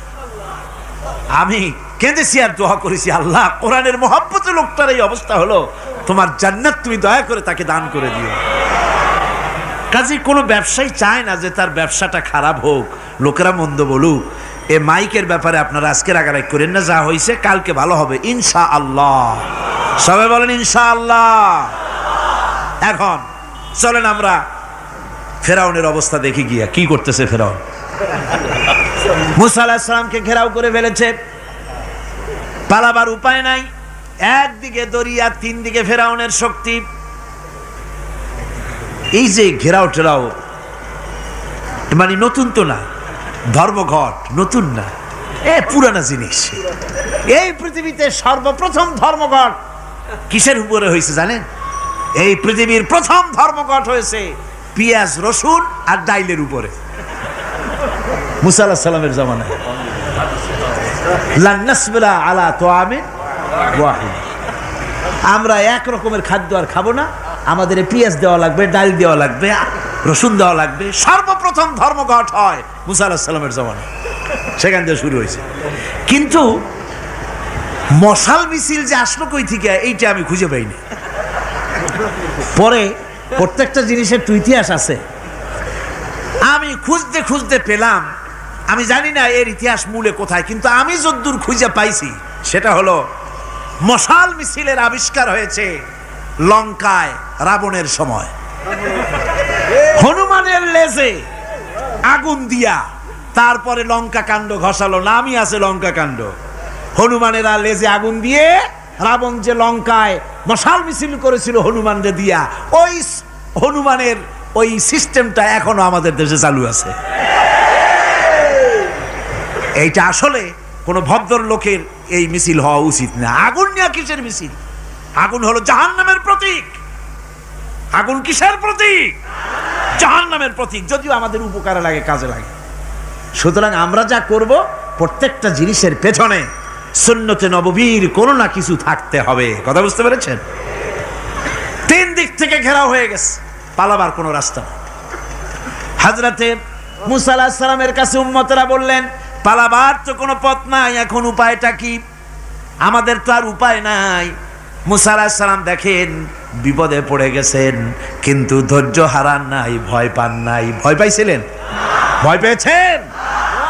প্রশ্নই ওঠে না। মুসা আলাইহিস সালাম, আল্লাহ পাক যাদেরকে বলেছেন উলুল আজম রাসূল, যাদের বলেছেন তার মধ্যে হযরত মুসা একজন উলুল আজম পয়গম্বর। চারটিখানি কথা না, আল্লাহ কথা বলছেন তার সাথে, কালিমুল্লাহ তিনি। সুবহানাল্লাহ। কর মুসা আলাইহিস সালাম শোনালেন, কাল্লা ইন্না মাইয়া রাব্বি সায়াহদিন। কখনো নয়, আমার উম্মতেরা ভয় পেও না, আমার রব অবশ্যই আমাকে পথ দেখাবেন। সুবহানাল্লাহ। তিন দিক থেকে শত্রু, একদিকে দরিয়া, পালাবার কোনো রাস্তা নাই। সেখানে দৃঢ়তার সাথে তিনি বলছেন, অবশ্যই আমার আল্লাহ আমারে পথ দেখাবে। সুবহানাল্লাহ। নবীরা এই দৃঢ়তা দেখিয়েছেন, অবিচলতা দেখাইছেন। আল্লাহ পাক মুসা আলাইহিস সালাম যখন এই দৃঢ়তা দেখালেন, এই অবিচলতা দেখালেন, সঙ্গে সঙ্গে জিবরাইল এসে হাজির হয়ে গেলেন। আল্লাহ পাক বলেন, ফাআওহাইনা ইলা মুসা আন আদরিব বিআসাকাল বাহরা ফানফালাকা ফাকানা কুল্লু ফিরকিন কাত্তাউদিল আযীম। মুসা আলাইহিস সালামকে আমি ওহী নাজিল করলাম, তাকে বললাম হাতে যে লাঠি আছে এই লাঠি দিয়ে আঘাত করো দরিয়ার উপরে। দরিয়ার উপরে আঘাত করলেন, একটা রাস্তা হয় নাই, 12টা রাস্তা তৈরি হয়ে গেল। আর দেওয়ালগুলা পাহাড়ের মতো উঁচা হয়ে গেল দরিয়ার ভিতরে, পাহাড়ের মতো উঁচা মজবুত 12টা রাস্তা। এবার মুসা আলাইহিস সালাম তার দলবল নিয়ে চললেন। আল্লাহ রাব্বুল আলামিন বলেন ওয়া আনজাইনা মূসা ওয়া মান মাআহু আজমাইন। মুসা এবং তার সাথী সঙ্গীদেরকে আমি পার করে দিলাম। মুসা আলাইহিস সালাম এবং তার সাথী সঙ্গী নিয়ে যখন দরিয়ার মাঝখানে আসছে, ফেরাউন তার দলবল নিয়ে এসে গেছে। আসে দেখে নদীর মধ্যে রাস্তা। বাবা, খুব তো কায়দা। ও মনে করছে ওর বাজানের তৈরি করা ডিস্ট্রিক্ট বোর্ডের রাস্তা।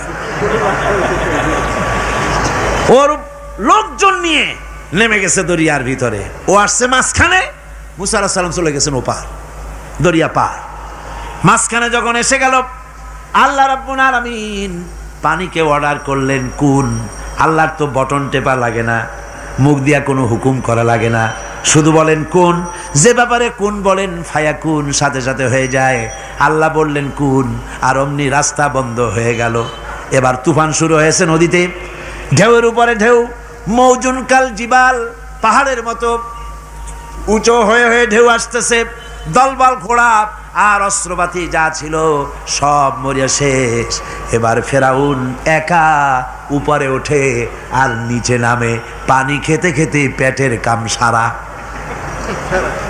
জনমের খাওয়া খাইছে পানি, এখন জান যায়, বাঁচবার আর উপায় নাই, বাঁচবার আর উপায় নাই। ফেরাউন তার নিজের জীবন সম্পর্কে হতাশ হয়ে গেল। এবার ফেরাউন বলতেছে আমানতু আন্নাহু লা ইলাহা ইল্লাল্লাযী আমানাত বিহি বানু ইসরাঈল।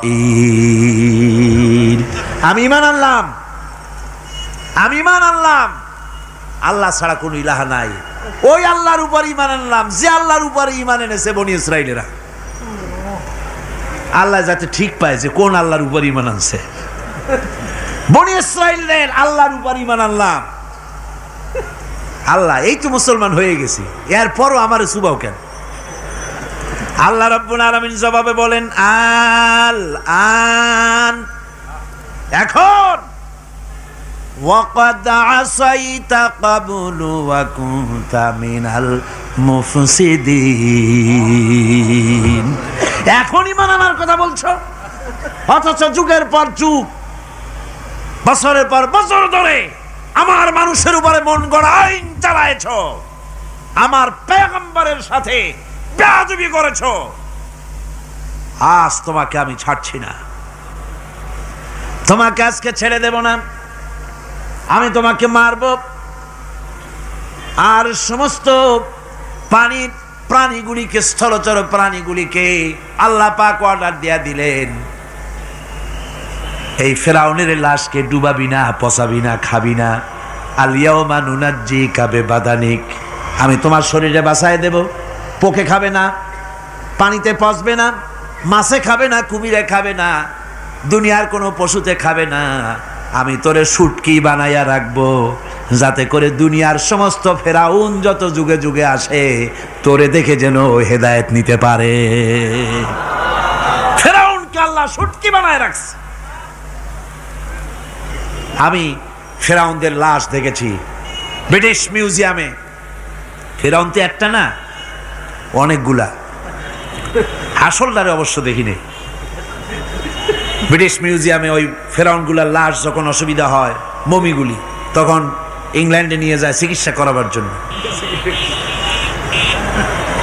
চোখ টোক আছে গর্তের ভিতরে, তারপরে চামড়া টামড়া হাড়ের সাথে মিশানো, ওইভাবে চেহারা দেখলে মনে হয় যে সত্যি ফেরাউনিগুলা।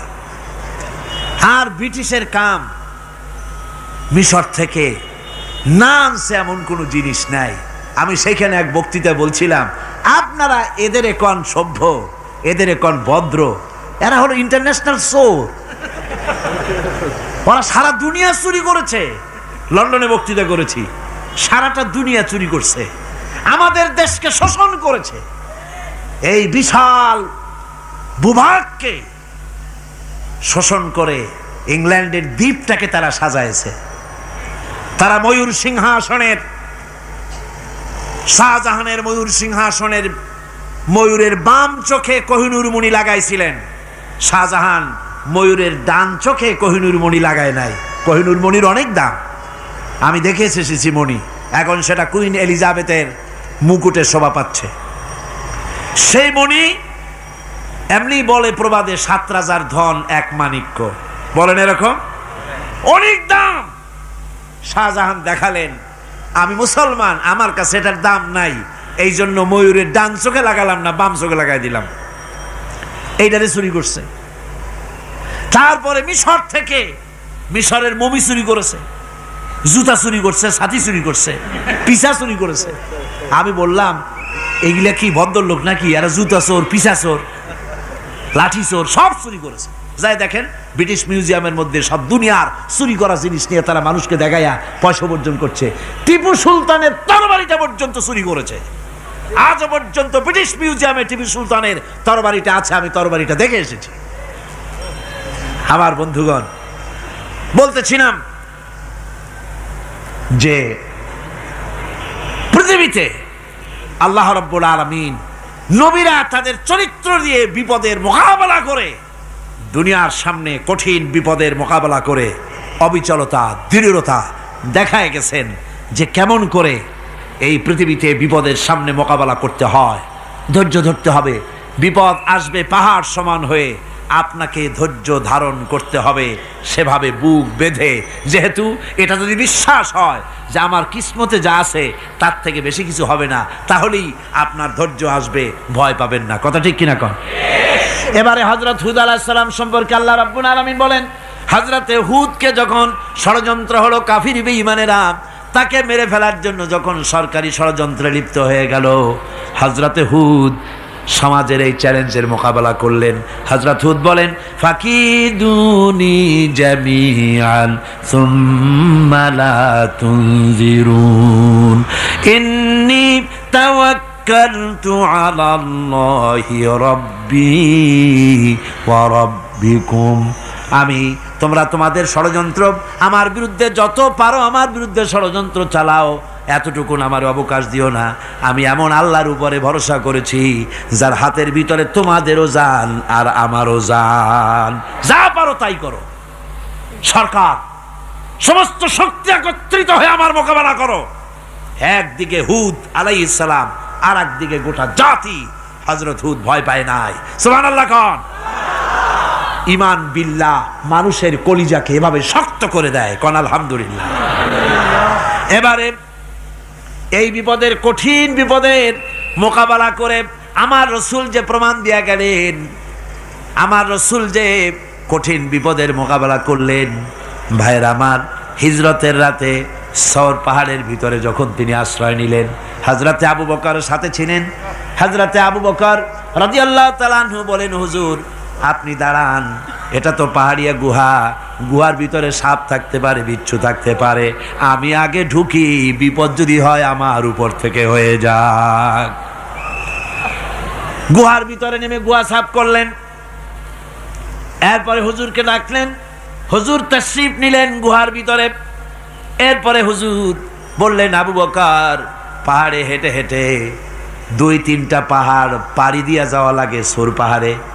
মদিনার সোজা রাস্তা হুজুর ধরেন নাই, মেসফালার পথ দিয়া, জাবালে কেদোয়ার উপর দিয়া 3টা পাহাড় পাড়ি দিয়া তারপরে হুজুর গেলেন সৌর পাহাড়ে। গুহার ভিতরে হুজুর তাশরীফ নিলেন। বললেন, আবু বকর তুমি বসো, তোমার উরুর উপরে মাথা রেখে আমি একটু আরাম করি। হযরতে আবু বকর বসলেন, হুজুর তার উরুর উপরে মাথা রেখে ঘুমায় গেলেন। আর এরপরে কাফির বেঈমানেরা তালাশ করতে করতে কাফেরেরা এসে গেল পায়ের চিহ্ন দেখে দেখে গর্তের কাছে। হযরত আবু বকর ভয়তে কেঁদে ফেললেন, আহারে আর তো উপায় নাই,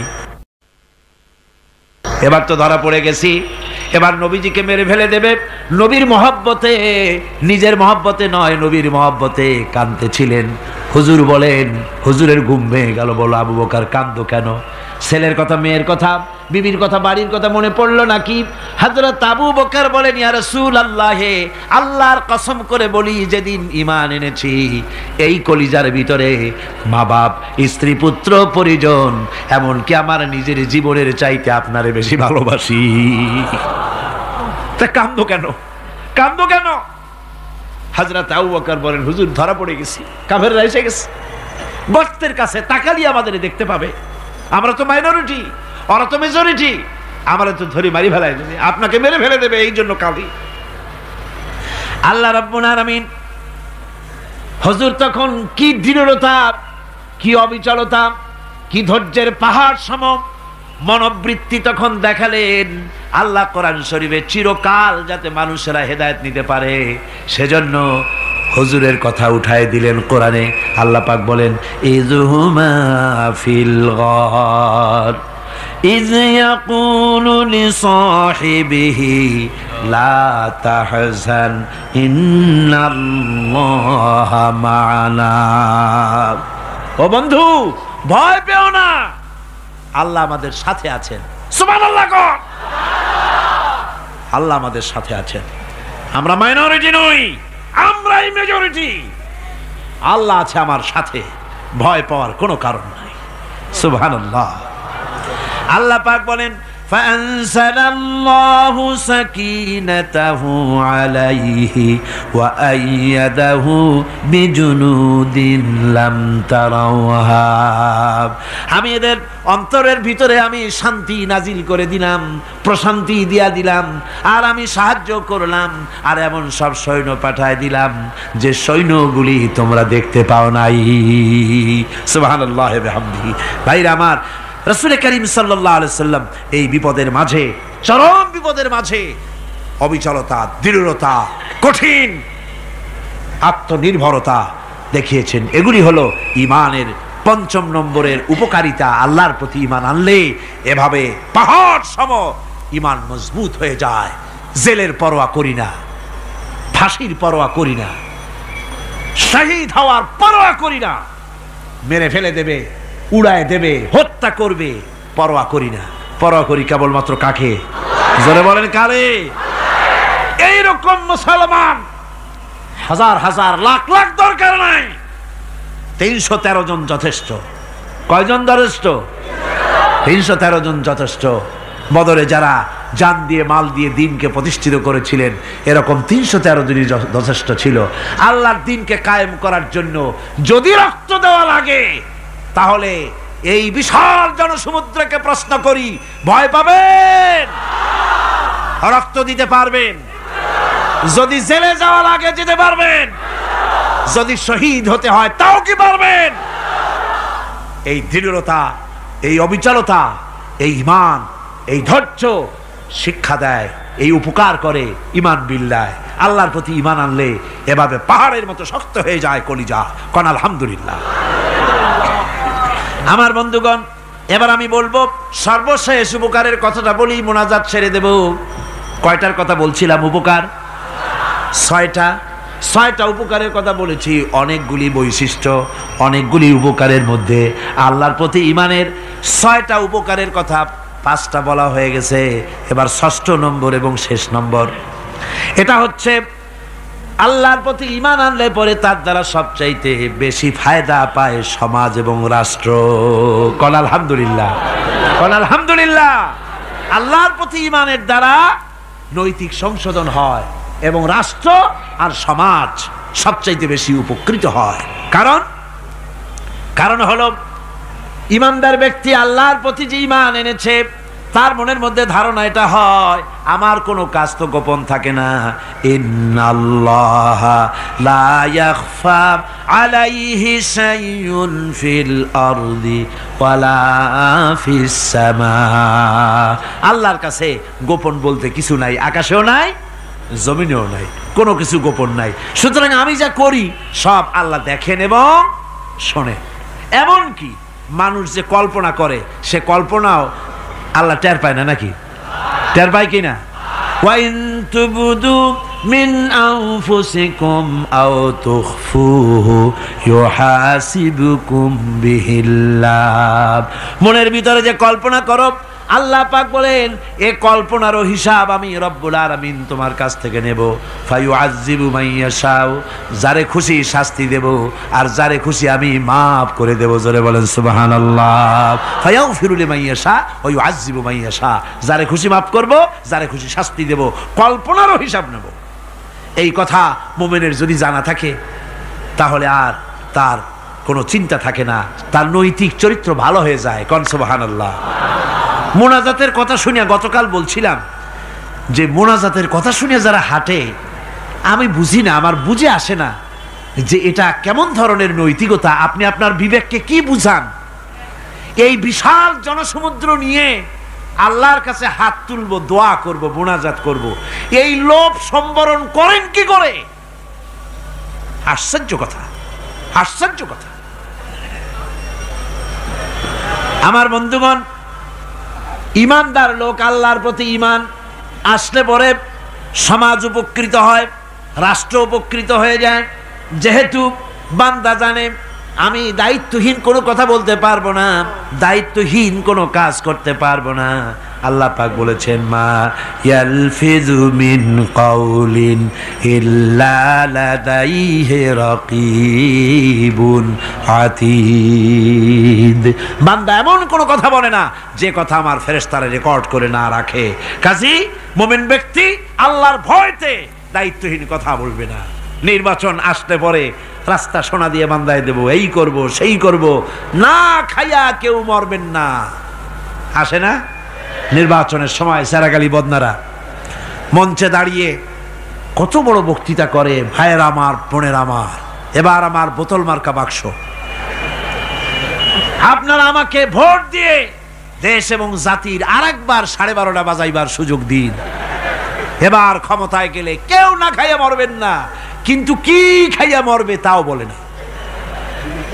এর মারফতি অর্থ হচ্ছে এই, ওরা যদি ক্ষমতায় যেতে পারে তাহলে বিষ খাইয়া হোক, গুলি খাইয়া হোক, কিছু না কিছু খেয়ে মরতে হবে।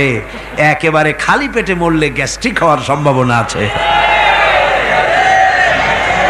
ঈমান বিল্লাহ যদি না থাকে, আল্লাহর ভয় যদি না থাকে, তাহলে দায়িত্বহীন কথা বলে। আর আল্লাহর ভয় যদি থাকে তাহলে নৈতিকতার সংশোধন হয়ে যায়, দায়িত্বপূর্ণ কথা বলে, মানুষকে ফাঁকি দেয় না। আমার বন্ধুগণ, আল্লাহ রাব্বুল আলামিন তার বান্দা যারা আল্লাহকে ভয় করে, সে ভয় করা বান্দাগুলির মনের মধ্যেই চিন্তা এসে যায়, আমি যেখানে থাকি না কেন আল্লাহ আমাকে দেখতেছেন, শুনতেছেন। রাতে হোক দিনে হোক, যেখানে আছি আল্লাহ আমারে দেখতেছেন। আল্লাহ পাক বলতেছেন, ওয়া হুয়া মাআহুম ইজ ইউবাইতুনা মা লা ইয়ারদা মিনাল কাওলি ওয়া কানা আল্লাহু বিমা ইয়ামালুনা মুহীতা। আল্লাহ পাক বলেন, আমি তো আমার বান্দার নিকটে তখনও থাকি যখন সে গোপনে গোপনে রাতের বেলায় আমার মর্জির খেলাফ পরামর্শ করে। আমার মর্জির খেলাফ পরামর্শ করতেছে রাত্রে, আমি তো তখনও কাছে থাকি, ওটা আমি শুনি। ঈমান যদি আসে তাহলে এই সব কাজ থেকে সে বিরত থাকে। সে যদি কম হয় সেখানেও আল্লাহ, বেশিও যদি হয় সেখানেও আল্লাহ। এমন কোন জায়গা আছে নাকি চিটাগংয়ে যেখানে আপনি একটা আকাম করবেন আর আল্লাহ টের পাবে না? কোন আছে নাকি? আচ্ছা, চট্টগ্রামে না থাকুক, বাংলাদেশের কোন জায়গা আছে নাকি? পার্বত্য চট্টগ্রামে যত পাহাড় আছে, উঁচু নিচে জায়গা আছে, ওই জায়গায় বোধহয় আছে নাকি? সারা পৃথিবীতে আছে কোথাও? আল্লাহকে ফাঁকি দেওয়ার জায়গা কোথাও? সব স্পষ্ট। আল্লাহ কি ঘুমায় নাকি? ঘুমায়? তার কাছে দিনও যা, রাতও তাই। সমানে তিনি দেখতে পান, শুনতে পান, সবকিছু দেখতে পান, সবকিছু শুনতে পান। তাকে ফাঁকি দেওয়ার কোনো উপায় নাই। এই জন্য ৬ষ্ঠ নম্বরের উপকার যেটা হয় সেটা হলো সমাজ উপকৃত হয় ওই মানুষ দিয়ে যার মধ্যে ঈমান আছে। হযরত ওমর রাদিয়াল্লাহু তাআলা আনহু রাতের আধারে শেষ রাত্রে ঘুরতেছিলেন, দেখেন এক বাড়িতে কথা হচ্ছে, কথাবার্তার আওয়াজ পাওয়া যায়। মনে করলেন কোনো অসুখ বিসুখ নাকি। ঘরে গিয়ে কান পাচ্ছেন দেওয়ালের সাথে, শুনতে পাচ্ছেন ভিতরে বুড়ি মা তার মেয়েকে বলছে, এই মেয়ে ওঠ, উটের দুধ দোয়াই নিয়ে আসছি, এর মধ্যে পানি মিশা, তারপর সকালে বাজারে নিয়ে যা। মেয়ে বলছে, মা এই কামটা আমি পারবো না। কেন পারবি না? হযরত ওমর ফরমান জারি করেছেন, দুধে পানি মিশাতে নিষেধ করেছে, কাজে এই কাজটা আমি পারবো না। আরে বেটি, আমিরুল মুমিনিন দেখ এখন কোথায় যায়, ঘুমায় আছে। সে কি দেখতেছে নাকি যে পানি মিশাই না কি মিশাই? মেয়ে বলতেছে, মা আমিরুল মুমিনিনকে ফাঁকি দেওয়া যেতে পারে, তার পুলিশ বাহিনীকে ফাঁকি দেওয়া যেতে পারে, কিন্তু আল্লাহ রাব্বুল আলামিনের চোখকে ফাঁকি দেওয়া যাবে না। হযরত ওমর এই কথা শুনে বাড়ি চলে গেলেন, আর নিজের ছেলেকে ডেকে বললেন, ছেলে আমার, অমুক জায়গায় একটা বাড়ি আছে, সেখানে একটা যুবতী মেয়ে আছে, ওই মেয়েটার বিয়ে হয়েছে কিনা শোনো, যদি বিবাহ না হয়ে থাকে তুমি তোমার নিজের বিয়ের প্রস্তাব দাও। আমিরুল মুমিনিন এই মেয়েটা সুন্দরী কেমন, স্বাস্থ্য কেমন কিছুই দেখলেন না, দেখলেন তাকওয়া। কি দেখলেন? তাকওয়া, আল্লাহর ভয়। আল্লাহর ভয় যখন একটা জাতির মধ্যে আসে, পুলিশ লাগে না, পুলিশের কাজ কমে যায়। পুলিশ তো পাহারা দিতে দিতে অস্থির হয়ে যায়, সারা রাত দিন সমানে কষ্ট করতে হয় তাদের।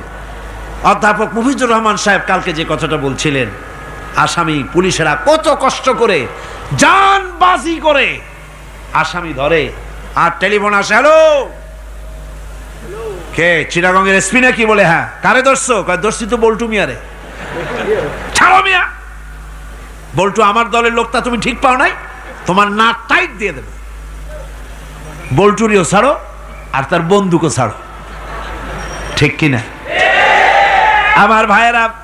সুতরাং ঈমান যদি এসে যায় জাতির মধ্যে, পুলিশের দরকার হবে না, পুলিশ দরকার হবে, কিন্তু তাদের ডিউটি কমে যাবে।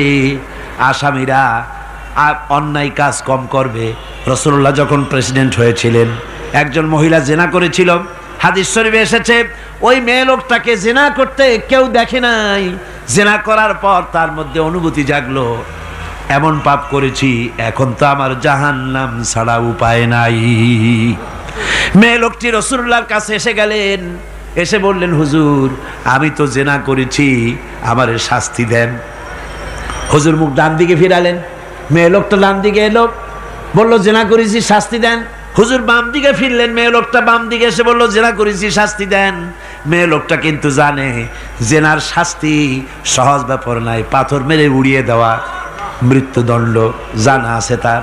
এরপরে মেয়ে লোকটা চিন্তা করেছে, দুনিয়ায় পাথর খেয়ে মরবো, কিন্তু তবুও জাহান্নামের কঠিন আগুন সহ্য করতে পারবো না। রাসূলুল্লাহ বললেন, ও মেয়ে লোক, তুমি কি জিনা কর্তৃক গর্ভবতী হয়েছো নাকি? মেয়ে লোকটা বলল, হুজুর আমি গর্ভবতী হয়েছি। হুজুর বললেন, তুমি অপরাধ করেছো, তোমার গর্ভস্থিত সন্তান তো কোনো অপরাধ করে নাই, সুতরাং শাস্তি এখন দেওয়া যাবে না, ডেলিভারি হোক তারপরে শাস্তি দেব। মেয়ে লোকটা চলে গেলেন। আল্লাহর নবী তার নামে কোনো কেস ফাইল করেন নাই, গোয়েন্দা বিভাগের পুলিশ লাগান নাই। ডেলিভারির পর এই মেয়ে লোক আবার এসে হাজির, পুলিশ দিয়ে আনা লাগে নাই, আবার এসে হাজির, হুজুর আমি সেই হতভাগিনী, বলছিলেন ডেলিভারির পর বিচার করবেন, এই যে বাচ্চা হয়েছে, এ বাচ্চার দায়িত্ব কাউকে দেন, আর আমারে তাড়াতাড়ি শাস্তি দেন, আমি যদি মরে যাই আমি জাহান্নামে চলতে পারবো না। হুজুর বললেন, অপরাধ তুমি করেছো, এই বাচ্চার অধিকার আছে তোমার বুকের দুধ খাবে, আমি সেই অধিকার বাচ্চাকে নষ্ট করতে পারি না, বাচ্চা দুধ ছাড়ুক তারপরে এসো। 2 বছর যেতে না যেতে ওই মেয়ে লোকটি বাচ্চারে কোলে করে নিয়ে এসেছে, পুলিশ লাগে নাই, গোয়েন্দা বিভাগের কাউকে পাঠানো লাগে নাই, মেয়ে লোকটি বাচ্চা কোলে করে নিয়ে এসে হাজির, হুজুর আমারে চিনছেন নাকি? আমি তো সেই হতভাগিনী, জেনা করছিলাম, বিচার চাইছিলাম, ডেলিভারি পরে হবে বলছিলেন, দুধ ছেড়ে দিলে পরে হবে বলেছিলেন, আমার ছেলে এখন দুধ ছেড়ে দিয়েছে, আমি তারে রুটি খাওয়া শিখাইছি, দুধ ছাড়া এখন সে বাঁচবে, আমি তার হাতে রুটি দিয়ে আনছি, দেখেন ও রুটি খেতে পারে, আর দেরি করবেন না, আমার বিচার করে দেন। রাসূলুল্লাহ ছেলেটার দায়িত্ব কাউকে দিয়ে দিলেন, আর বললেন, এই মহিলাটিকে নিয়ে যাও, বুক পর্যন্ত মাটির মধ্যে গেড়ে দিয়ে তারপরে রজম করো। মেয়ে লোকটিকে বুক পর্যন্ত গেড়ে দেওয়া হলো, চতুর্দিক থেকে পাথর মারা হচ্ছিল, পাথরে লেগে শরীরে রক্ত ছিটে এক সাহাবীর গায়ে লাগলো। সাহাবী তারে গালি দিয়েছিলেন। হুজুর শুনে বললেন, সাহাবী গালি দিও না, এ মেয়ে লোকের তওবা আল্লাহর কাছে এত কবুল হয়ে গেছে, যদি এই তওবাকে ভাগ করে দেওয়া হয় গোটা মদিনাবাসীর নাজাতের জন্য তা যথেষ্ট হয়ে যাবে। সুবহানাল্লাহ। পুলিশ লাগে নাই, এমন সমাজ কায়েম হয় ঈমান বিল্লাহ, আল্লাহর প্রতি ঈমান যদি এসে যায়, জাতির যদি রক্তে রন্ধ্রে রগে রেশায় যদি ঈমান এসে যায়, তাহলে পুলিশ বিডিআর আর্মি আরামে ঘুমাবে, তাদের জন্য পরিশ্রম হবে না, কষ্ট হবে না, অপরাধ প্রবণতা কমে যাবে, মানুষের অশান্তি কমে যাবে, শান্তির বন্যা প্রবাহিত হয়ে যাবে। সুবহানাল্লাহ বিহামদিহি।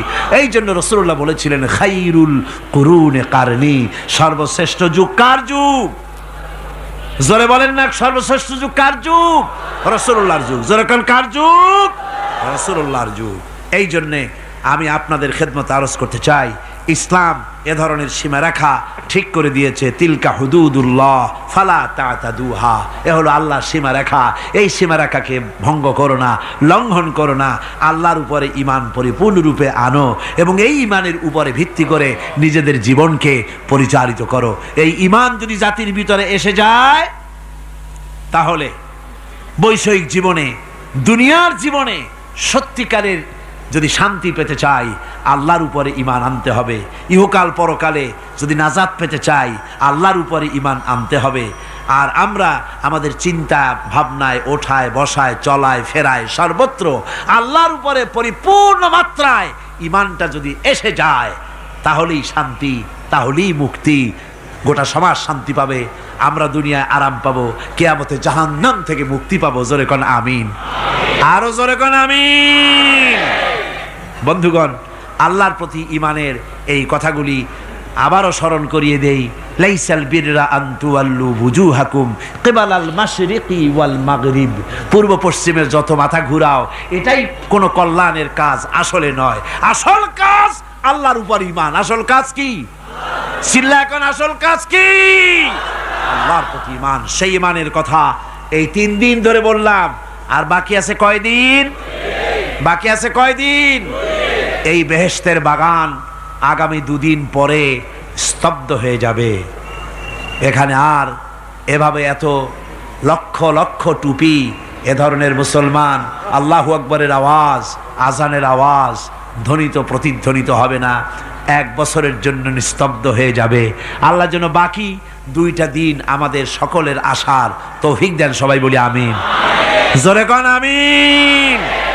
আগামী কালকের আলোচনা আরো গুরুত্বপূর্ণ, তারপরের দিন আরো গুরুত্বপূর্ণ, গোটা কোরআনই তো গুরুত্বপূর্ণ।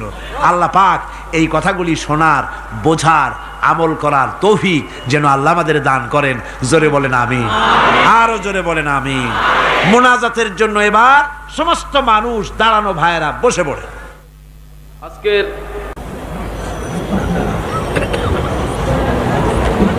মোনাজাতের পর আজান হবে বা জামাত এশার নামাজ পড়ে আপনারা যাবেন। আর যাওয়ার সময়, আসার সময় আপনারা আল্লাহর নামের ধ্বনি দিতে দিতে যাবেন আর আসবেন। গোটা শহর জুড়ে তাফসীর চলাকালীন চট্টগ্রামের আকাশ বাতাস, গাছপালা, তরুলতা, মানুষ, পুরুষ, নারী সবাই যেন টের পায় যেখানে তাফসীরের মাহফিল হচ্ছে। যাবেন এবং আসবেন যখন, মুখ বুঝে যাতায়াত কেন, নারায়ে তাকবীর, আল্লাহু আকবার, ইসলাম ছাড়া অন্য কিছু মানি না, আল কোরআনের আলো ঘরে ঘরে জ্বালো, এসব সুন্দর সুন্দর স্লোগান দিতে দিতে যাবেন, স্লোগান দিতে দিতে আসবেন, আল্লাহর নারা লাগাবেন, আল্লাহর আওয়াজকে বুলন্দ করবেন। আল্লাহ সকলকে তৌফিক দিন। আল্লাহুম্মা আমিন।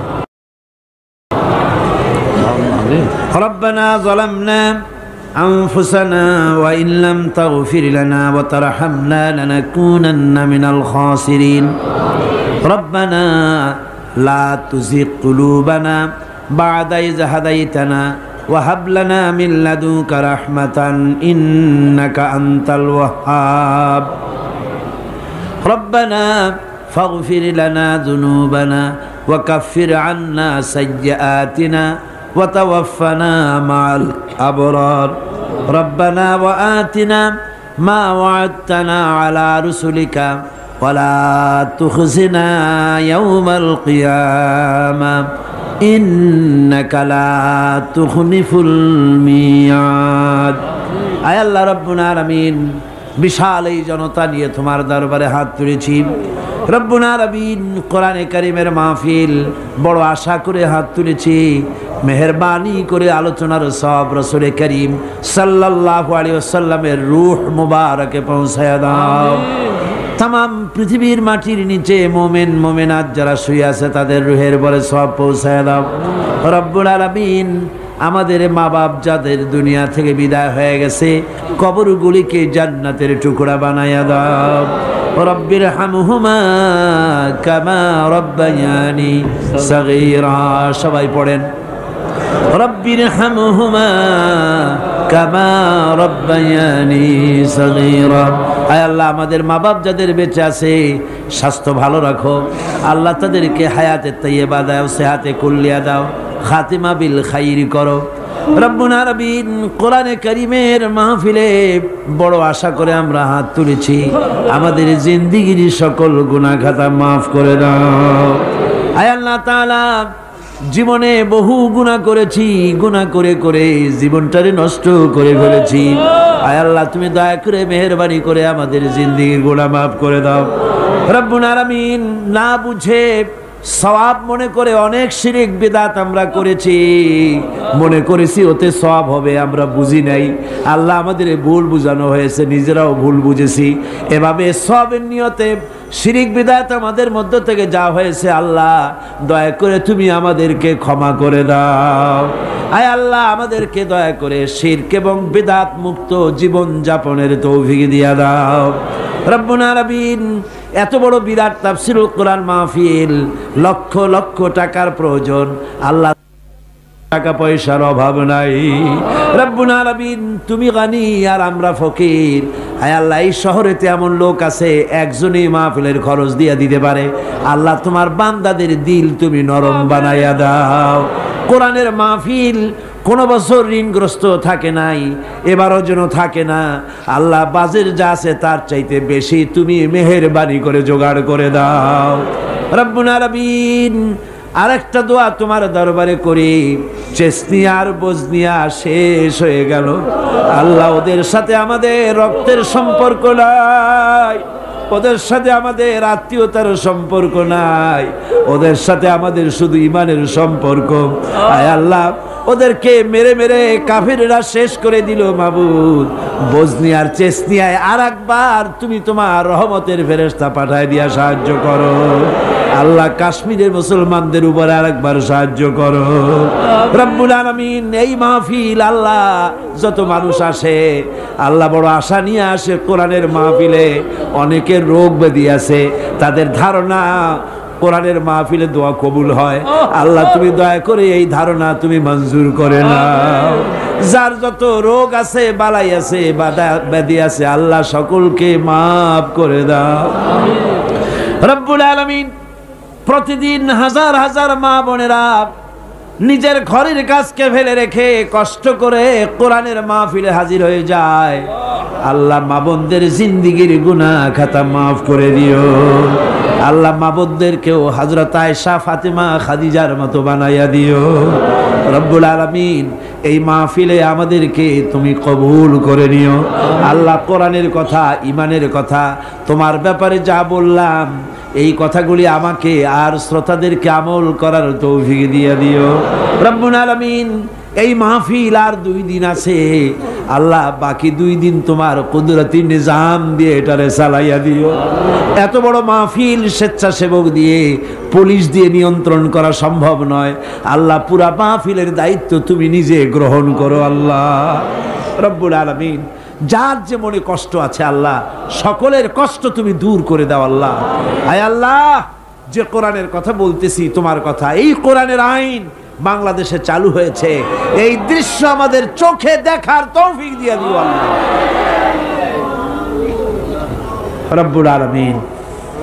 প্রত্যেকের মনের কষ্ট দূর করে দিও ربنا تقبل منا إنك أنت السميع العليم وتب علينا إنك أنت التواب الرحيم আয় আল্লাহ আরেকটা দোয়া করি বাংলাদেশে বড় রকমের রাজনৈতিক সংকট চলতেছে আল্লাহ দেশ কোন দিকে যাচ্ছে কি হবে আমরা কিছুই বুঝি না আল্লাহুম্মা লা তুসাল্লিত আলাইনা মান লা ইয়ারহামুনা আল্লাহুম্মা লা তুসাল্লিত আলাইনা মান লা ইয়ারহামুনা আল্লাহুম্মা লা তুসাল্লিত আলাইনা মান লা ইয়ারহামুনা আয় আল্লাহ এই জমিনের মানুষদেরকে আল্লাহ তোমার হাবিবের পৃথিবীর দ্বিতীয় বৃহত্তম মুসলমানের দেশ আল্লাহ দেশটাকে ষড়যন্ত্রের হাত থেকে বাঁচাইয়া দাও سبحان ربك رب العزة عما يصفون وسلام على المرسلين الحمد لله رب العالمين واجعل آخر كلمتنا عند الموت لا إله إلا الله محمد رسول الله السلام عليكم ورحمة الله